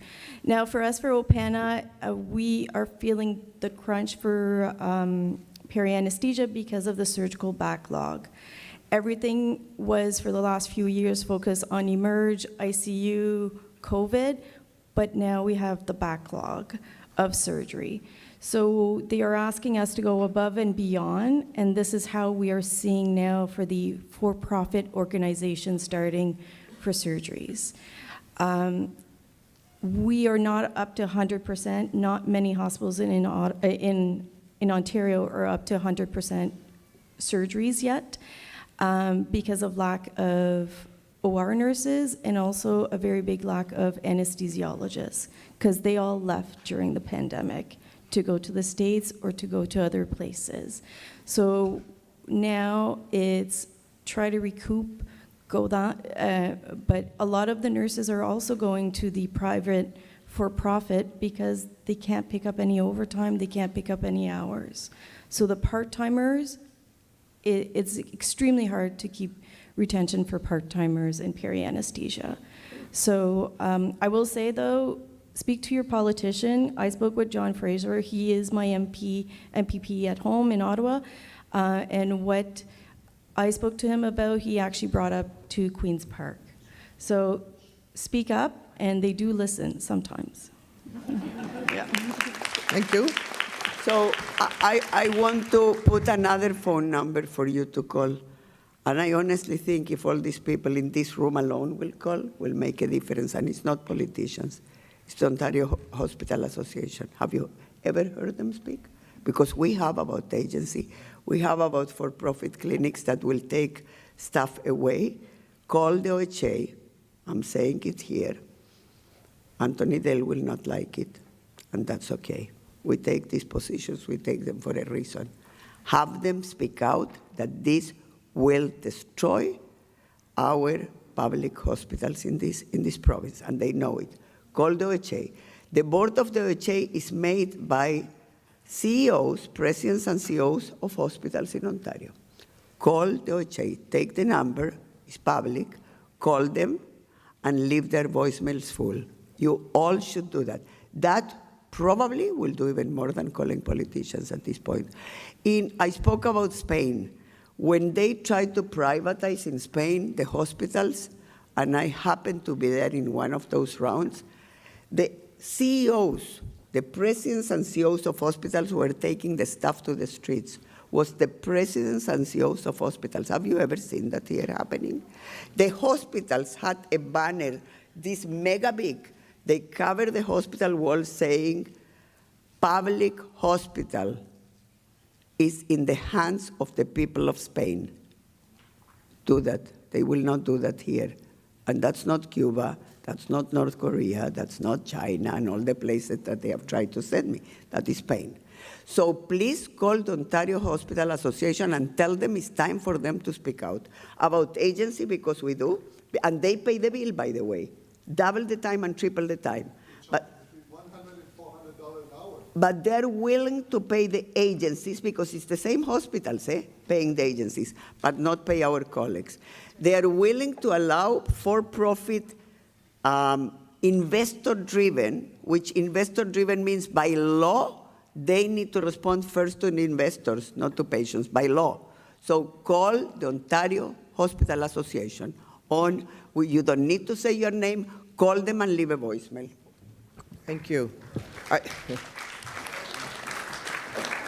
At the rally at the legislature earlier this year, that strategy was used. We all had to call the Minister of Health and leave a message, and we did. So that's a strategy that works. Microphone 2. Hello, lovely humans. I'm Mahogany Hines. I'm the president of the Palliative Care Nursing Interest Group.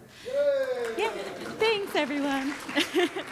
So we've been really busy this year, and I'm going to try my best to do a really quick overview of some of the things that we've done. But we've done a webinar with an information session for members for Palliative Care Nursing Interest Group. No, it's not compassion fatigue, how empathy and fatigue is draining us and what to do about it. And we had really good enrollment. We have funded 3 scholarships for RN FU for both the undergrad, the graduate, and recertification for anybody for CNA. Queen's Park Day, we had engagement. We've also spoke continuously on knowledge expertise on the clinical pathways. So we've been really fortunate to be able to collaborate with Rita on those pieces. And I have been working with the palliative care, end-of-life care community of practice for long-term care, so please engage with us, anybody in long-term care. The other piece that I just wanted to touch on, and I just wanted to touch on what Paul Andre and Kathy had spoken to, the agency nursing is happening everywhere, and it's happening in the communities as well. And I just want to talk to the fact that John Fraser had great healthcare and palliative care, and part of the reason of that is because of the community nurses, and we need to advocate for them. And palliative care is everywhere. If anybody wants to collaborate on any initiatives, please reach out to me, and I'm happy to collaborate in any way we can. And see you Saturday, hopefully. Microphone 1. Hi there, good morning. Kirsten Kinlan, incoming president for Pediatric Nurse Interest Group. Firstly, I just want to acknowledge and thank all the pediatric nurses and their caregivers this year.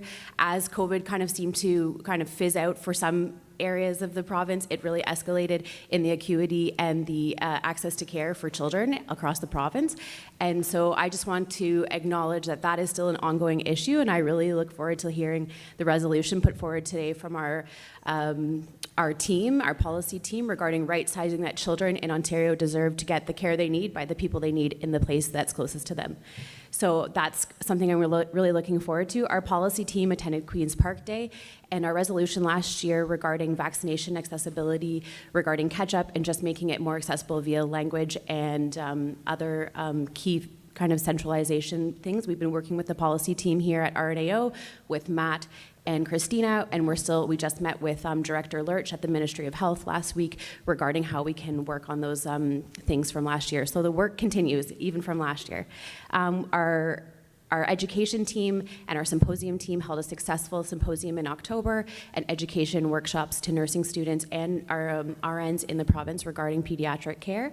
We've given over $8,000 in bursaries to either undergraduate level, master's degree level, PhD level, and whether people are getting their certifications in pediatrics and or just attending and furthering their professional development in the focus of pediatrics. So overall, our goals for next year, we have our AGM tomorrow. We're collaborating more with the CAPN, Canadian Association of Pediatric Nurses, to see how we can work together to elevate pediatric nursing standards across the country and affect the people in Ontario. So thank you so much. Thank you. So we're going to hear from microphone 2, and then we will take a break. So if you remember the order that you're in now, you will come back after the break, but microphone 2 before we go to the break. Thank you. Made it just in time. Okay, I'm Laura Kreitch. I'm the president of Region 10 Ottawa. Just wanting to update you on things we've been doing. I firstly want to just express how grateful I am for my team in Ottawa. I work with such a brilliant and compassionate and innovative executive team. I feel so grateful for all the nurses in our community. I wanted to speak about our Nurses Week collaboration event with Region 9. So we had an amazing event. Let me get the full title for you. We hosted it in Kingston. It's called Our Nurses Are our future, building stronger interdisciplinary teams through compassion, collaboration, and communication. And Deborah Lefebvre actually helped us get Dr. Karima Velji, the Chief Nursing Officer, and Dr. Jane Philpott, the Dean of Faculty of Health Sciences, that spoke. It was quite an event where we really discussed what's going on in our healthcare system, innovative ideas to change our healthcare system. Dr. Karima Velji was such an advocate for nurses for us at the provincial level. We're so grateful for her.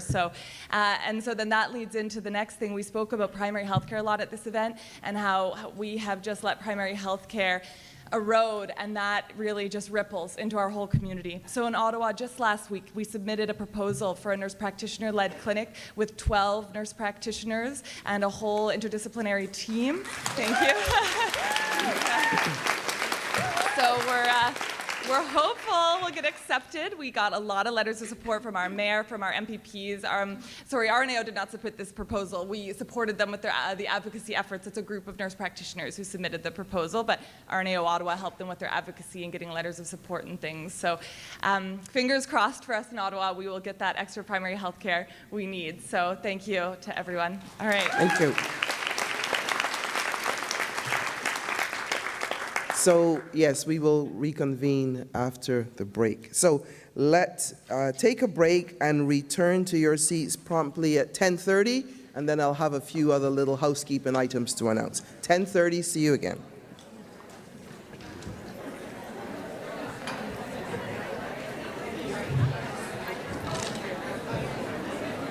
It's amazing how fast the time goes by.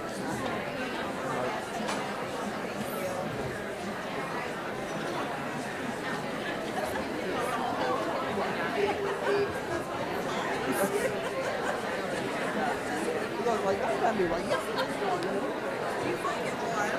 No, I'm good. Yeah, but I haven't had a hot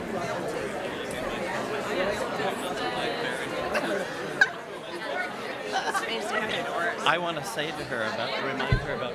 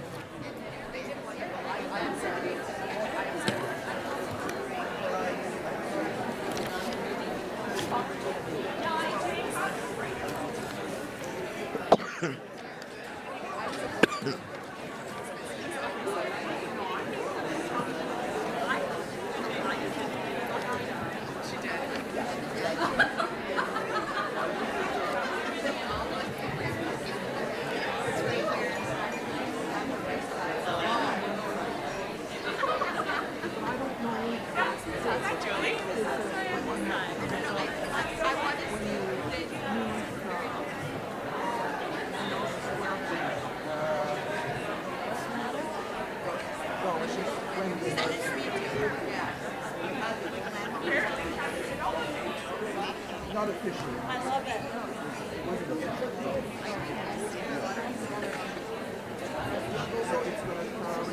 Any bigger? No,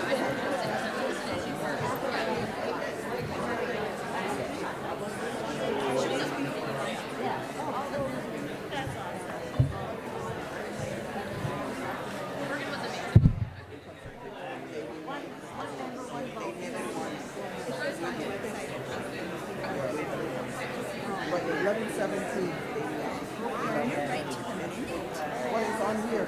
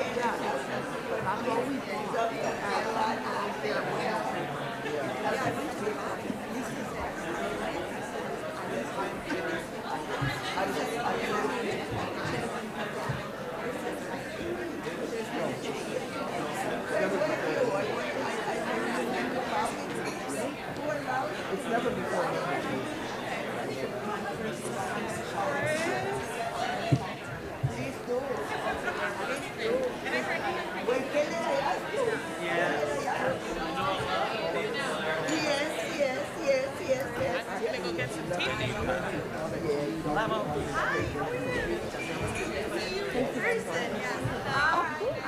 to see you. I'm Lamo.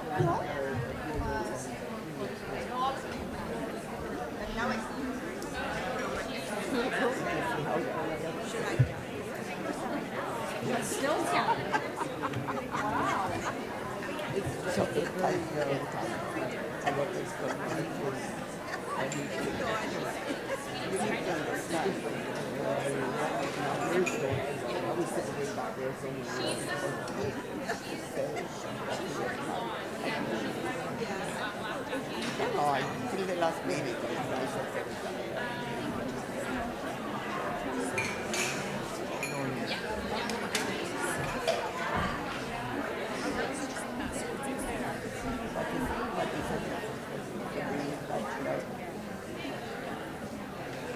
It'll settle. Exactly. But you know what I mean? Like,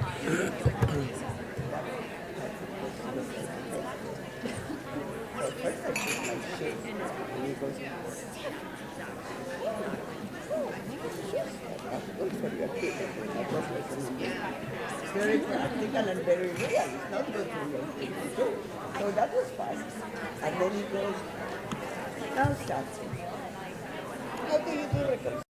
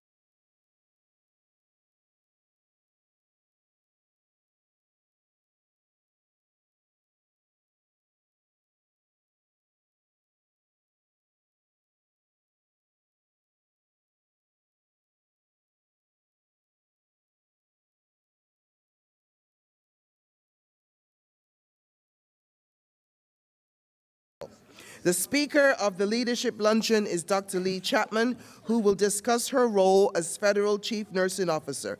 She will share information on the priorities for her role that pertains specifically to nursing students, the cross-Canada engagement that she has completed to date, and the importance of nursing retention in optimizing the work conditions for nurses in Canada. A few tickets for the luncheon are still available, and we invite you to purchase a ticket at registration to join the fun. Individuals not attending the leadership luncheon have the following lunch options. There is a restaurant in the hotel. There is a large food court directly below the hotel, or you can visit one of the many restaurants, eating places located close to this hotel. Please note that our sponsors are very important to us, and delegates are encouraged to visit the outstanding exhibits and interest group displays, which are located in the main convention area. The deadline for purchasing tickets for tonight's President's Banquet is 3 p.m., and a gentle reminder that there are no refunds for previously purchased tickets. Thank you. Microphone 1.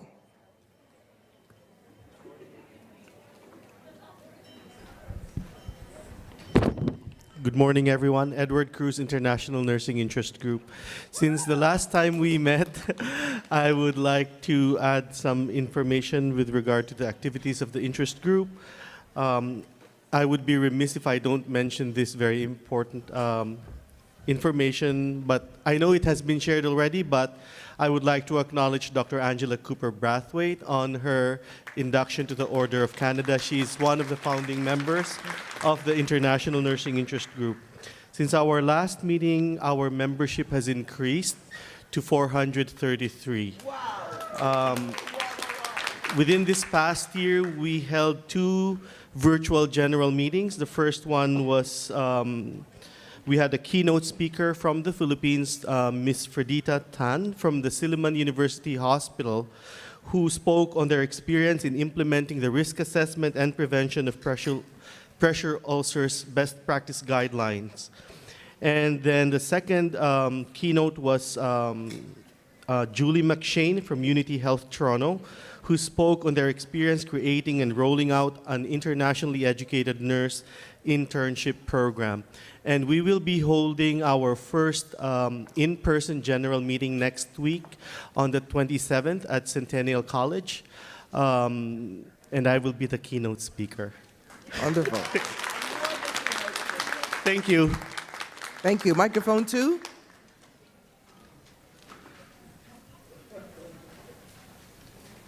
Hello, everyone. My name is Selvi Bejnat. I'm the regional rep for, I'm the assembly rep for Region 7. So back in May, we had 2 events for Nursing a Week. The first one was a dinner at Dragon Pearl, and we had nearly 168 guests, like members and families show up. We were also lucky enough to have a speech by President Claudette Holloway. And we also had MPP David Smith present, who presented us with a certificate of appreciation for Nursing Week. The other event was by ATP, which is Autism Teenage Partnership. So Region 7 continues to partner with ATP, who provide weekly virtual and in-person programs for teens, young adults, and parents living with autism and other developmental challenges. These programs allow teens to practice social skills and develop social support networks in their teenage years and beyond. So for Nursing Week on May 17th, the ATP presented a talent show with their youth participants and was able to engage with Region 7 members. So ATP hosted nursing and advocacy events with Region 7 nurses alongside individuals and families living with autism spectrum disorder. So at this event, we discussed advocacy, opportunities, and challenges that families face through the lifespan, including health, funding, and housing. So the participants put on a beautiful talent show with singing and dancing. And at the end, they also presented us with a thank you card. So it was a really touching event. We got to talk to the parents, really understand some of the struggles that they're going through and how much they appreciate the support from Region 7. Thank you. Microphone 1. Good morning, everybody. Thank you for this opportunity. I'm Reshmi Lobo. I am representing the Clinical Nurse Specialists Association of Ontario Interest Group. I am the immediate past president and handing over to Paul Andre while I step into his role of taking over treasurership. So I'm going to be in charge of money, Paul Andre. I have 5 things which I want to talk about. The interest group, our association, has been very active this past year, and we've done a couple of activities. I just want to bring in to highlight 5 things. We have been religiously working on our CNS Ontario position statement, and I'm happy to say that by fall, we should have it ready and available for publication, and that has been an ongoing challenge for the past year and a half, trying to get that together. I also have to say that we had distributed around 5 or 6 educational awards during the year, and out of those educational awards, we have 3 of the members who are going to the ICN conference next week at the end of July, and they're going to do presentations. So that's wonderful. We also had a CNSC Canada and CNSC Ontario collaboration where we co-sponsored the conference, the ACN NP CNS conference at Kelowna, and we had 4 members representing from CNS Ontario who attended the conference. Want to say that we were also featured with our executive team, Emily, who was in the nursing pathway under the clinical nurse specialist portfolio. And we also had a presentation in the month of April. This is an interesting presentation by Denise, Dr. Denise Lucosis, and it was in relation to results on specialty certification for APN, implications of CNS. So if you have not read the publication, please go ahead and read that. Thank you so much for your time. Thank you. Microphone 2. Hi, everyone. I'm Stephanie Peltier. I'm the chapter president for the Chatham-Kent chapter of RNAO, and I'd just like to take a moment to highlight what our chapter's been up to this year. We have been in a year of reinvigorating and growing our chapter, and I'm very proud of an increase in engagement of our membership. We have very actively participated in RNAO signature events this year and had great success with that. But I wanted to highlight that we really took advantage of the ability to meet with our new Conservative MPP in our riding of Chapter Kent Leamington for Queen's Park on the Road. We had a very rich discussion about the opioid crisis, the toxic supply crisis, and the ongoing and destructive nature of that, and the staffing shortages that we're all facing. Nurses in our chapter are experiencing extreme burnout, moral distress, the empathy fatigue of the staffing shortages. And one important point to highlight was that we came together, and despite maybe differences in policy goals and opinions, we all identified that we each knew somebody either within our families, friends of ours, or the clients that we care for in the community that has been greatly affected by the opioid crisis. And we were able to come together and have an understanding on that matter. So thank you very much for your time. Thank you. Microphone 1. Hello there, it's Sarah Miliajo, the president now of Lakehead Chapter. Thank you. So what the Lakehead Chapter has been doing is really trying to rebuild and reestablish ourselves as an engaged chapter. What I'm asking of all of you is that if you would like to be a mentor for our chapter to help us rebuild our chapter, that would be greatly appreciated. Otherwise, we've been doing our best to get our ENO to understand our roles, responsibilities, to better serve our members. We've been actively meeting with Leanne McCarthy from RNAO to learn what our roles mean and to really do a good job representing our chapter. We were fortunate enough to send 3 of the ENOs to Queen's Park, which was a very big surprise for our MPP, Lise Bourgeois, who wasn't sure that somebody would be there from Thunder Bay, but we did come from the north to represent at Queen's Park. What we also did, thank you, was just recently before Queen's Park, we had an article posted about the opioid crisis that's happening in the Thunder Bay region. They tested their drug samples of cocaine and realized that only 11% contained pure cocaine, 50% had no cocaine in them whatsoever. So not only is it an opioid crisis, but it's also that unknown, that dangerously unknown that you don't know what you're taking. So you think that you're prepared and using a substance that you're used to, and then the reality is that you're not. So we've really promoted the Narcan use not only within our community, but also within our hospitals, because it's now a mandate for you to have it for your employees. So that's a big focus. I do want to say also, in meeting with Lise Bourgeois, we really focused on that retention of nurses, because regardless of all these great initiatives that you have to recruit nurses, how do you, all those great nursing students, where are the preceptors? They're leaving the profession. Okay, so that was a big focus too. So please advocate for retaining nurses. Thank you. Thank you. Microphone 2. Poonam Sharma, Brampton chapter president, and a new chapter, I might say, since February. So we had 1 executive in February, and now proudly 8 executives strong. So really happy to have some here today. We had a lot of hurdles along the way, and I just really want to do a shout out to Michelle. Thank you. You are amazing. You really supported us each step of the way, so really appreciate your support. We had an amazing Nursing Week celebration. It had been so long since we all got together. So collaboration between Sheneg, Mississauga chapter and Brampton chapter, we had 85 people attend. And it was phenomenal. We danced, we celebrated, we hugged. Dr. Holloway, thank you for being there. We had a lot of past executives, past presidents.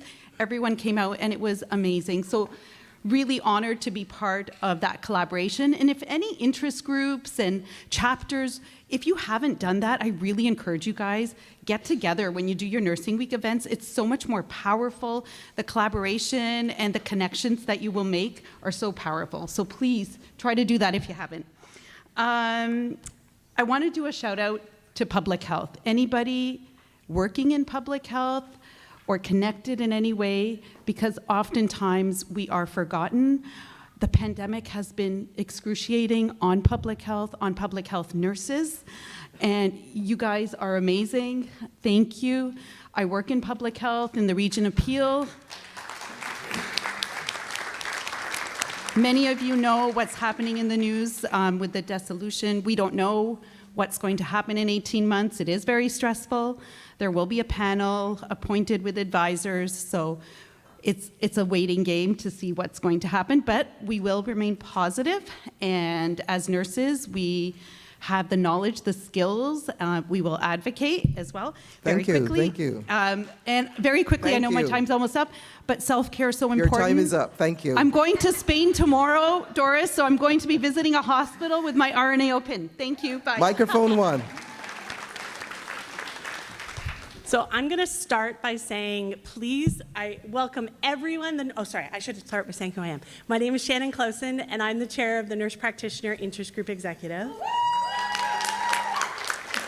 And we are really excited for tomorrow morning. We are hosting a hospitality breakfast that is open to everyone. We have a beautiful breakfast planned, including bacon, and I was told if we have bacon, people will come. But we also have plenty of things for people who don't eat bacon and are gluten-free.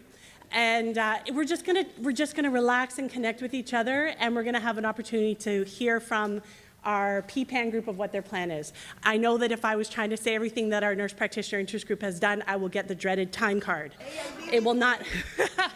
Yes, and Doris did talk about it. We have done some amazing things this year with a very small executive committee, and I'm happy to say that we have a full executive now. So who knows what we're going to do for the next year. We do. I also want to invite you to come to our table in the interest group room, where you will find candies from every controlled act that there are. There's 14 buckets of candy. And it demonstrates to you the scope of practice of nurse practitioners and of nurses, and how we're continuously expanding that. So come and get a baggie, take as much candy as you want. I have lots. And celebrate that we have come so far with our nursing and our scope of practice, and we only can go further with what RNAO is doing. Oh, do I have time? Do I get the card? I have one more minute? Okay. So the other thing that we're going to talk about is coming in the future, so keep your eyes open. We have a campaign coming called #NPsCan, and we want to encourage everyone to join in this campaign and learn about what nurse practitioners can do and how we can help in all aspects of the healthcare system. Okay, thank you. Thank you. Microphone 2. Good morning, board and chapter members. My name is Michelle Solomon. I am representing the Faith Community Nursing Interest Group, and I am a PhD candidate at Western University. Thank you.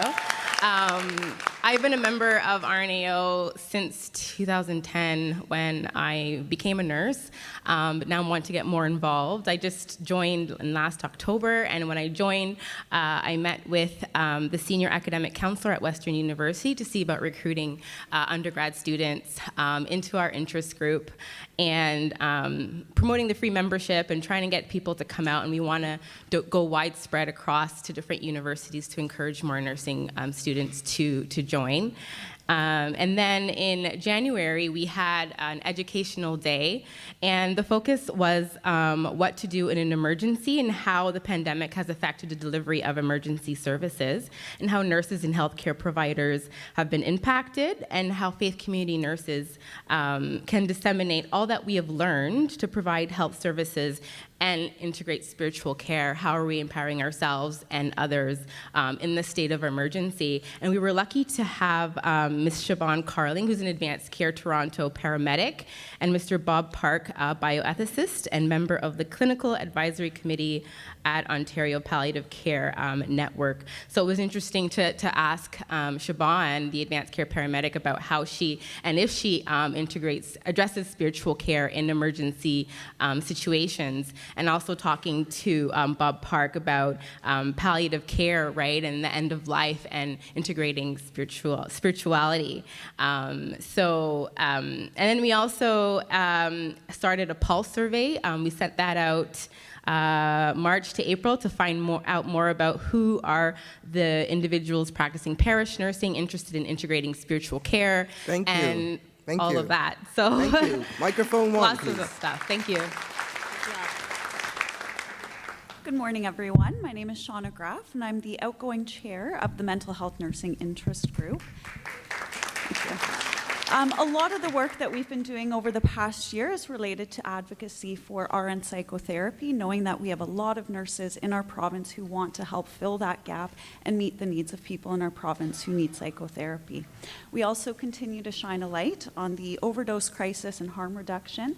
Thank you, Matthew, for mentioning that webinar series earlier. Sabrina, I think you're in the room. Thank you for your leadership on that work. It's been phenomenal to be a part of it. We have also really helped our membership to be involved in research and advocacy opportunities, notably around pediatric mental health, crisis outreach nursing, and also advancing the use of technology in mental health. We've also provided RNFU awards. Michelle, actually, I'll have to have a chat and congratulate her, but she was one of our winners of the RNFU awards.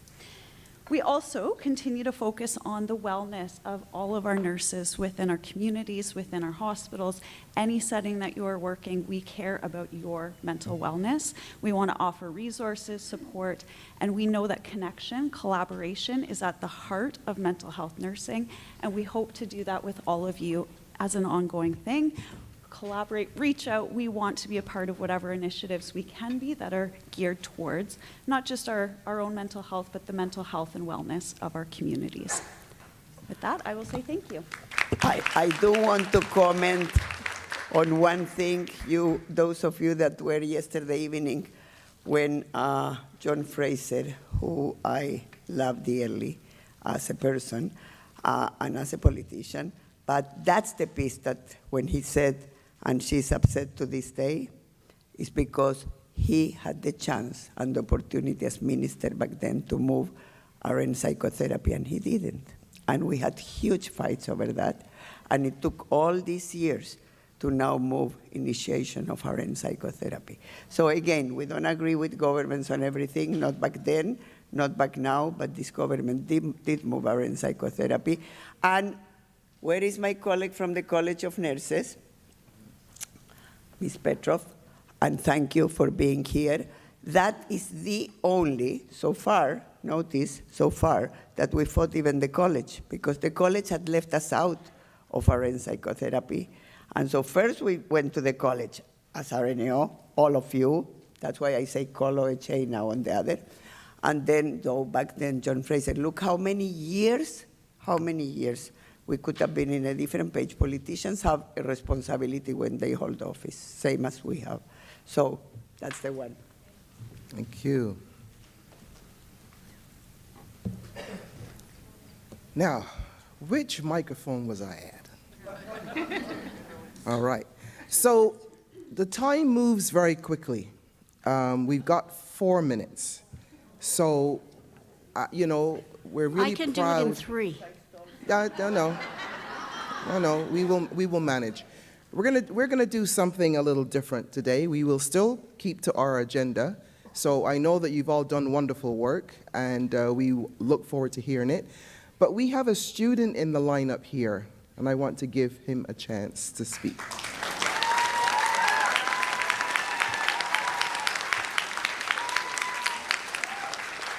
Thank you very much. My name is Leonard Legite. I'm from Humber College. I'm a nursing student, and I'm a member of the NSO. And I'm here on the Board of Directors Student Placement. So I just wanted to speak about the student situation. And I've learned a lot the last couple days. But students have been having a hard time. Through COVID, we've seen a healthcare system that is broken. We go into placements and we're bullied by nurses because they don't have time for us. It's extremely unfortunate, and learning in such an environment is incredibly difficult. I know students who are going into consolidation having only had online placements. This is very dire. And I'm repeatedly told by people, you gotta leave Ontario. I know many people who will go to the States, many people who've left healthcare right after graduating, which is incredibly sad to see because it's been their dream for a lot of them. And yeah, it's very difficult. But I've come to this placement and I've met lots of wonderful people, incredible people. And they sat down with us yesterday and they listened to us. They listened to our voices and they listened to our concerns. And we were able to network with people from other schools and share ideas, and it was incredible. Yesterday we were able to talk about EDI, clinical placements, and how to make change. And that was incredible. Just seeing you guys listen to us means so much, and I want to emphasize that. So, thank you.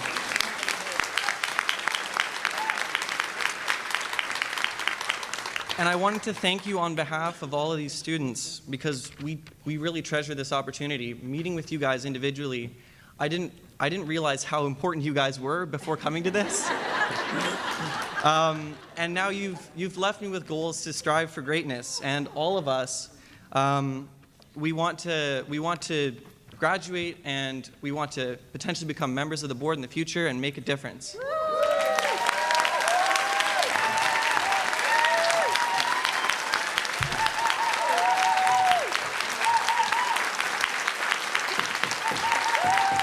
In closing, I just want to encourage students to write letters to your MPPs, voicing your concerns, all of you, because together we can make a difference. Thank you. So just before you leave the microphone, please tell who you met with yesterday. So we met with the board. I'm not sure what you mean. Yeah, the board. Me, who I met personally? We met with, in the session with the groups, it was the board that you met with. Yes, for sure, yes. We want to make sure they understand that. Yeah. Well, I met you. I certainly met Dr. Doris. I'll never forget that. And to all of you, thank you once again.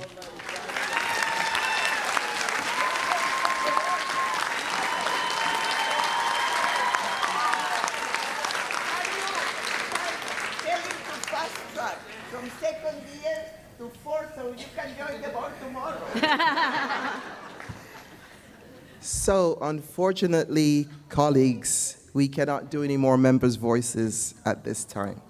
That's But okay. we will find an opportunity to get you in later. Remember who you were, because we will try and get you in if at all possible. Thank you. I'm so proud of all the work that we're doing as regions, regions without chapters and interest group. Phenomenal work. I am pleased to present to you the next item on the agenda, the Executive Committee report of the Association for the fiscal year ending October 31, 2022. The Executive Committee is made up of the President, immediate past President, and the Chief Executive Officer, with the RNAO Board Affairs Coordinator as a staff resource. The purpose of the committee is to ensure governance best practices for the association and committees of the Board of Directors.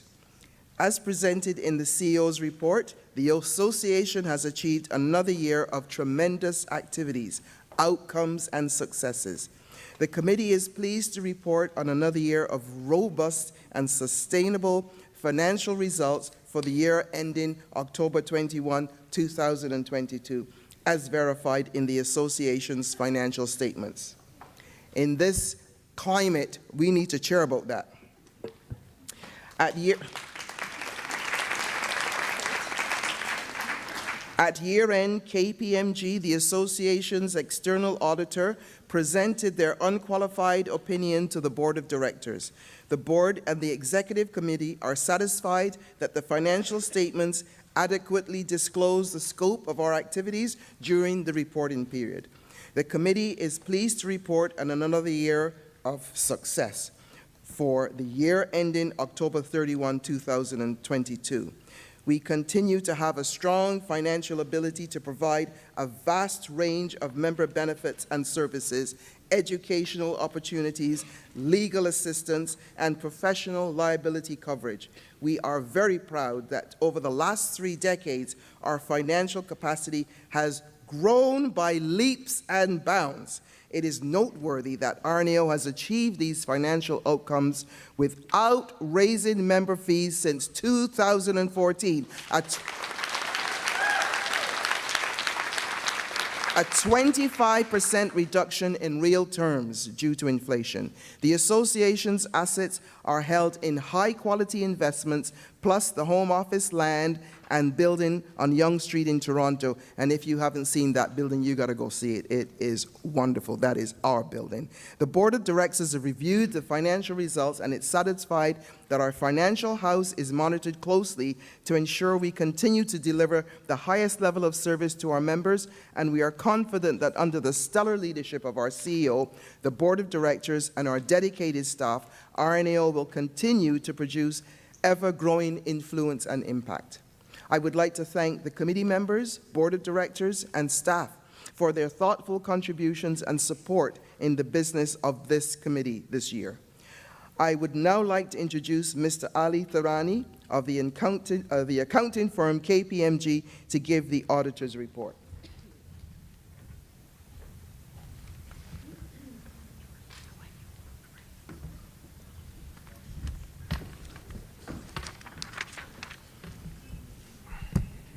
Good morning, everyone. My name is Ali Tharani.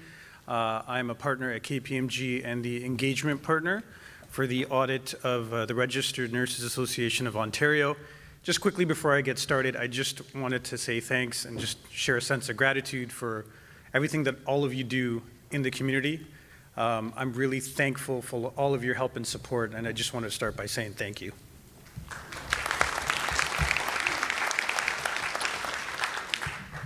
We conducted our audit of the Registered Nurses Association of Ontario for the period ended October 31st, 2022, during January and February of this year.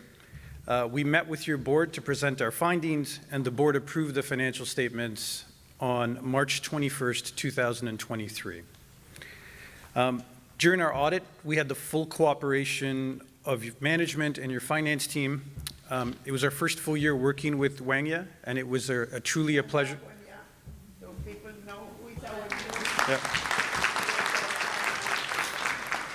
It was our first year working with her and her team, and we had her full support, and it was a real pleasure working with her. They put in a lot of hard work to get us to where we are and to get us through the audit. So again, a big thank you to management.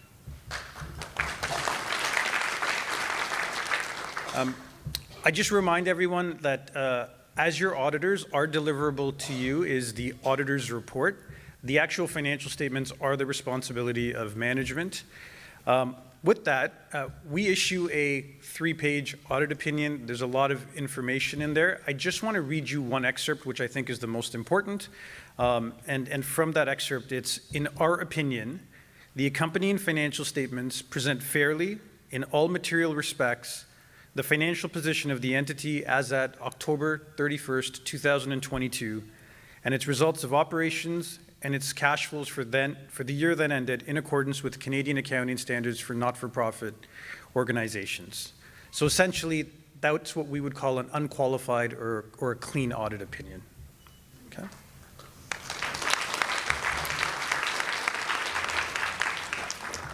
That really concludes sort of my formal presentation, but I'm happy to answer any questions specifically related to the audit.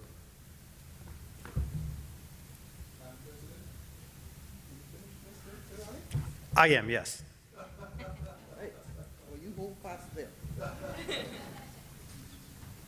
So thank you. At this time, we will answer any questions you may have, but I'm very proud as an organization that we audit. Not every organization does this, but we have a very strong process. Any questions?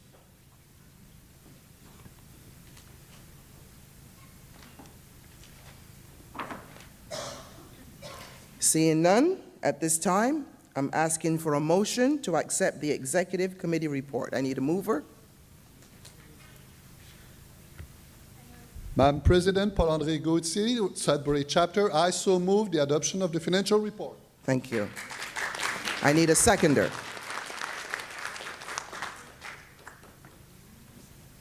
I, Amanda Mayock of Kawartha Victoria Chapter, second the motion.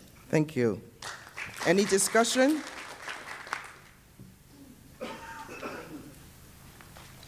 Therefore, please vote in favor.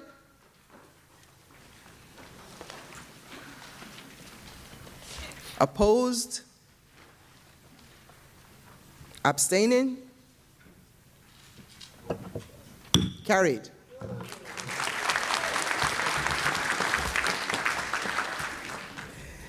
Thank you, Ali. I would like to thank the RNAO staff for their support on the work of this vital committee over the past year. The matter of appointing the association auditors for the fiscal year ending at October 31, 2022 has been decided by the one-member, one-vote process, and the results of this vote will be reported later today. Next on the agenda is the Provincial Nominations Committee report. As chair of this committee, I will provide the report. The 2023 ticket of nominations was posted on RNAO's website on May 1st, 2023. This year, the following positions were opened for nominations: President-elect, Region 1 Representative, Region 3, Region 5, Region 7, Region 9, Region 11, and one representative of the interest group's chair for a 2-year term. The deadline for the first call of nominations was January 30, 2023 at 11:59 p.m. A second call was issued with a deadline of February 15, 2023 at 11:59. The following nominations were received: President-elect Acclaim Lamo Dolkar.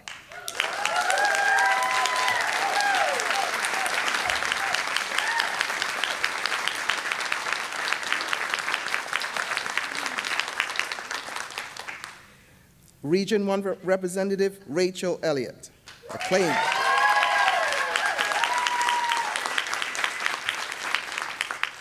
Region 3, no nominations received.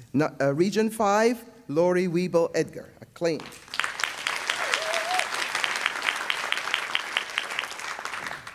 Then we had a one-member, one vote for Selvi Bajnoff and Sonia Chin, and we will hear more about that later. Also for Region 9, Deborah Lefebvre, and Crystal Newman. They've been asking me, what are the results? What are the results? I said, we'll get there. We'll get there. Region 11, Maxine Lesage, acclaimed.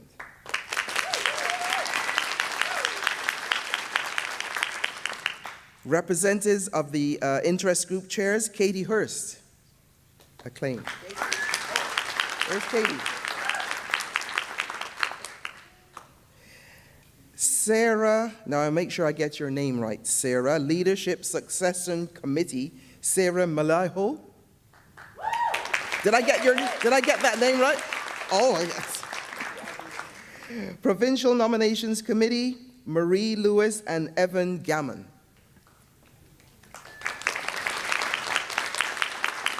And Provincial Resolutions Committee, Eric Staples. I would like to thank my colleagues who are members of the Nominations Committee for their excellent work over the past year, and to the staff at Home Office for their support. Thank you to members who put their names forward for the rewarding and enriching experience of serving on the Board of Directors and other RNAO committees. I will officially welcome the elected and acclaimed candidates to the Board of Directors later in our program of events today as we announce the results of the committee's appointments. The next item on the agenda is the Provincial Resolutions Committee report, and I invite Selassie Amaretto, Chair of the committee, to come forward. Selassie.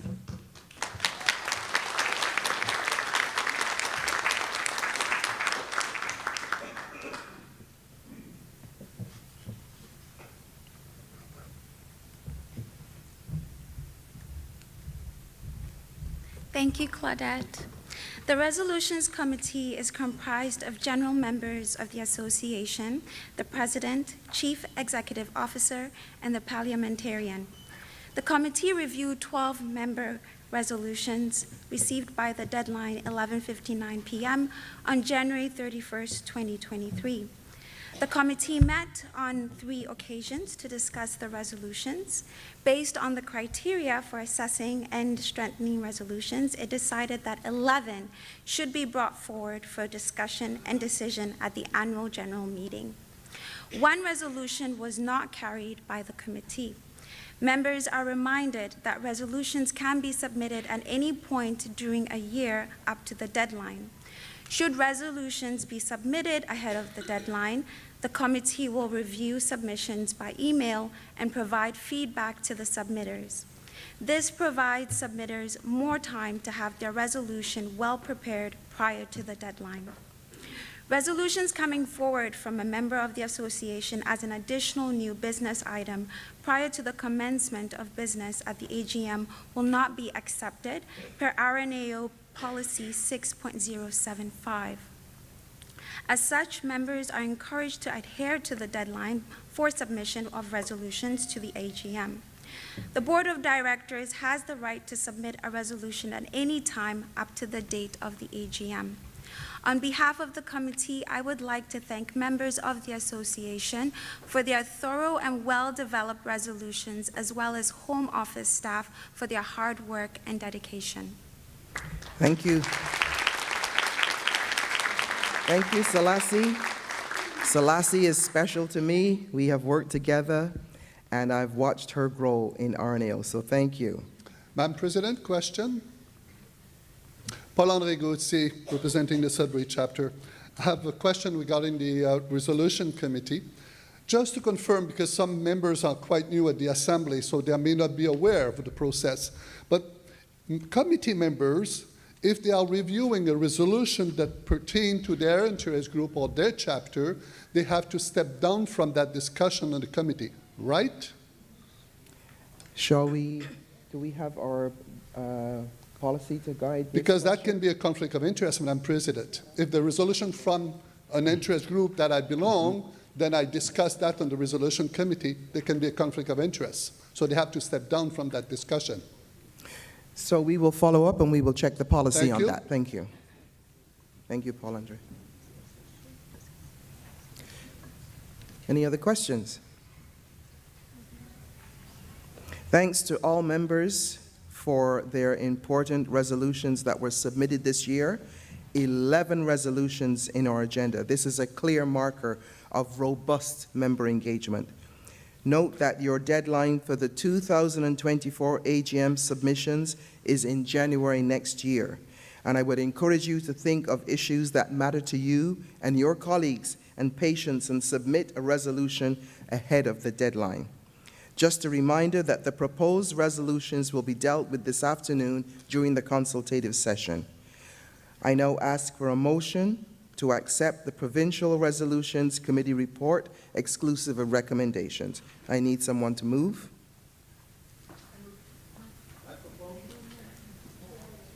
Dr. Rosemary Irish, I so move. Thank you, Dr. Rosemary. I need a seconder. Christine Bentakis, Ocknig, I second. Thank you. Did we get the name? Yeah. Christine Bentakis. Okay. Seconding. Thank you. Okay, discussion?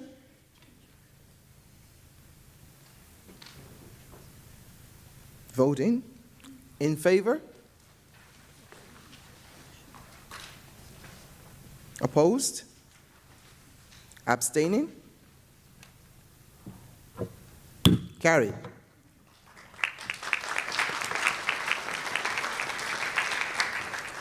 I now invite Lamo Dalkar, Chair of the Bylaws Committee, to come forward and give the committee's report. Thank you, Dr. Holloway. So the Bylaws Committee is a standing committee of the Board of Directors with responsibility to annually review the association's bylaws, consider recommendations for bylaw changes, and to propose revisions to bylaws, which are congruent with the mission, values, and ends of RNAO. The committee met to review the bylaws. They concluded their review and did not propose any amendments. I would like to thank the committee members for their participation in the business of the committee this year, and RNAO Home Office staff for the support. Thank you. Thank you, Lamo. I now ask for a motion to accept the Bylaws Committee report exclusive of recommendations. I need a mover.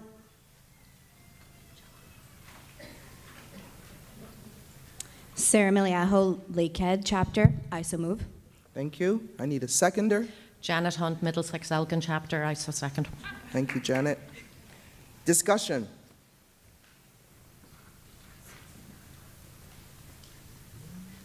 Seeing none. Vote. In favor? Opposed? Abstaining? Carried.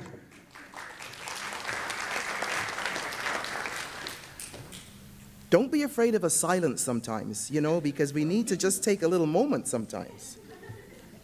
We will move to the results of this year's one member, one vote consultation. Following the close of voting at noon on June 22nd, Rhonda Seidman Carlson, RNAO's chief scrutineer for this AGM, was the only one that had access to the online voting results. Any proxy votes received by 8:30 a.m. on June 23rd were added to the online voting results by the chief scrutineer. None of the results were shared at any time prior to the commencement of this annual general meeting. I now have the pleasure of reporting to you on the results of the voting of the governance items. You can give a little kind of drum roll.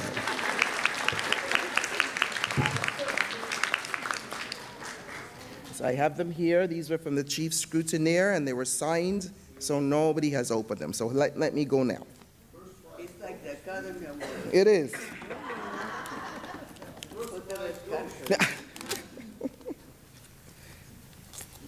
My husband always complains that I just rip envelopes. He likes to take a letter opener, but I like to just get right in there. Okay, let me see.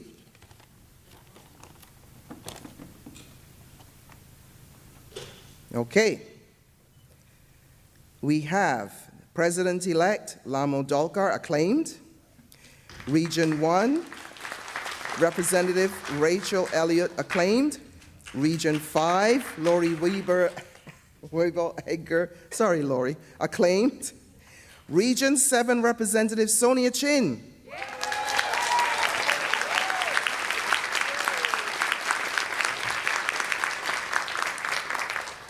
Region 9 Representative Deborah Lefebvre.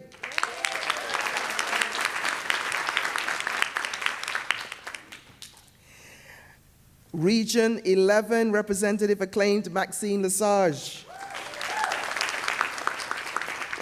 Provincial Resolutions Committee Eric Staples Acclaimed. Provincial Nominations Committee Marie Lewis. Leadership Succession Committee, we've got Sarah Mihaho, and then Acclaimed. And then we have Representative of the Interest Groups Chairs, Katie Hurst Acclaimed. And it says reviewed and verified by Rhonda Seidman Carlson. I have a second envelope. I'm not sure what. Let's see.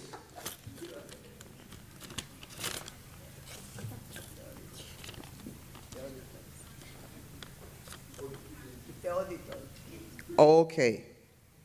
I just have to consult with my parliamentarian.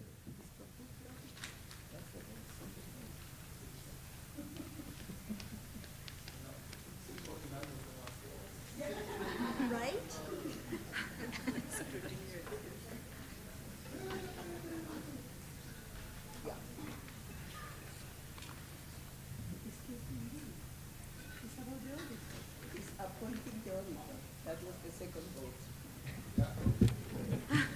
Thank you. So,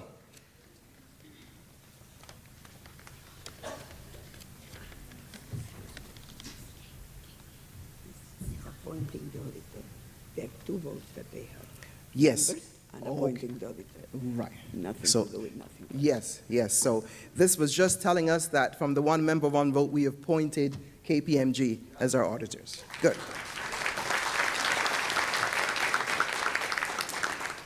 It's always good to clarify. All right. All right. So, congratulations to all the candidates that put their names forward to run for these very important positions on the RNAO's Board of Directors and committees. This is an excellent indication of our members' engagement and passion for RNAO and their commitment to join in a forward-thinking and dynamic professional association. Congratulations to everyone.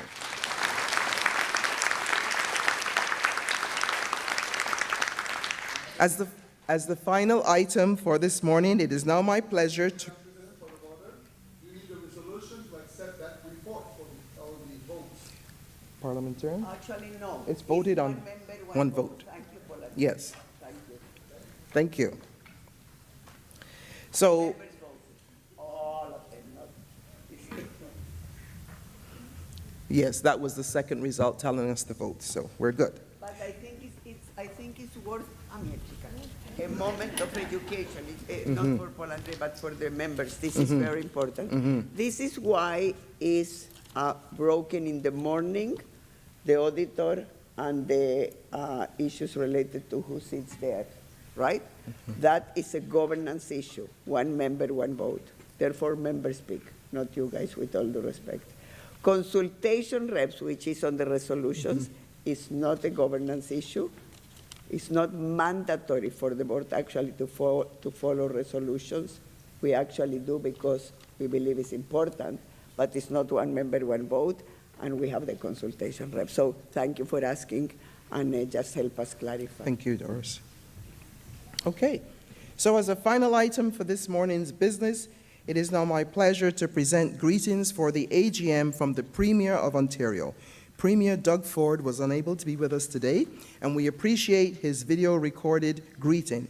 Let's have the greeting, please. Hi, everyone.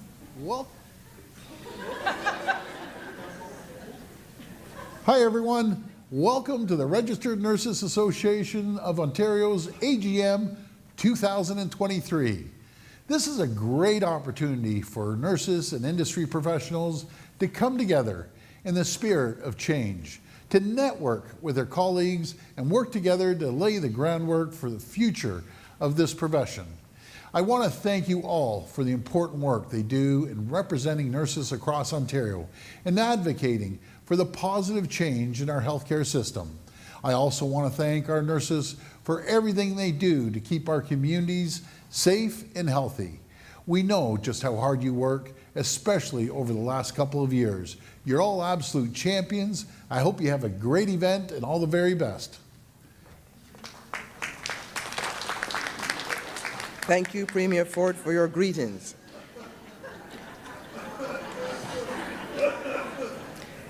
I now close the official business of the 98th Annual General Meeting. We will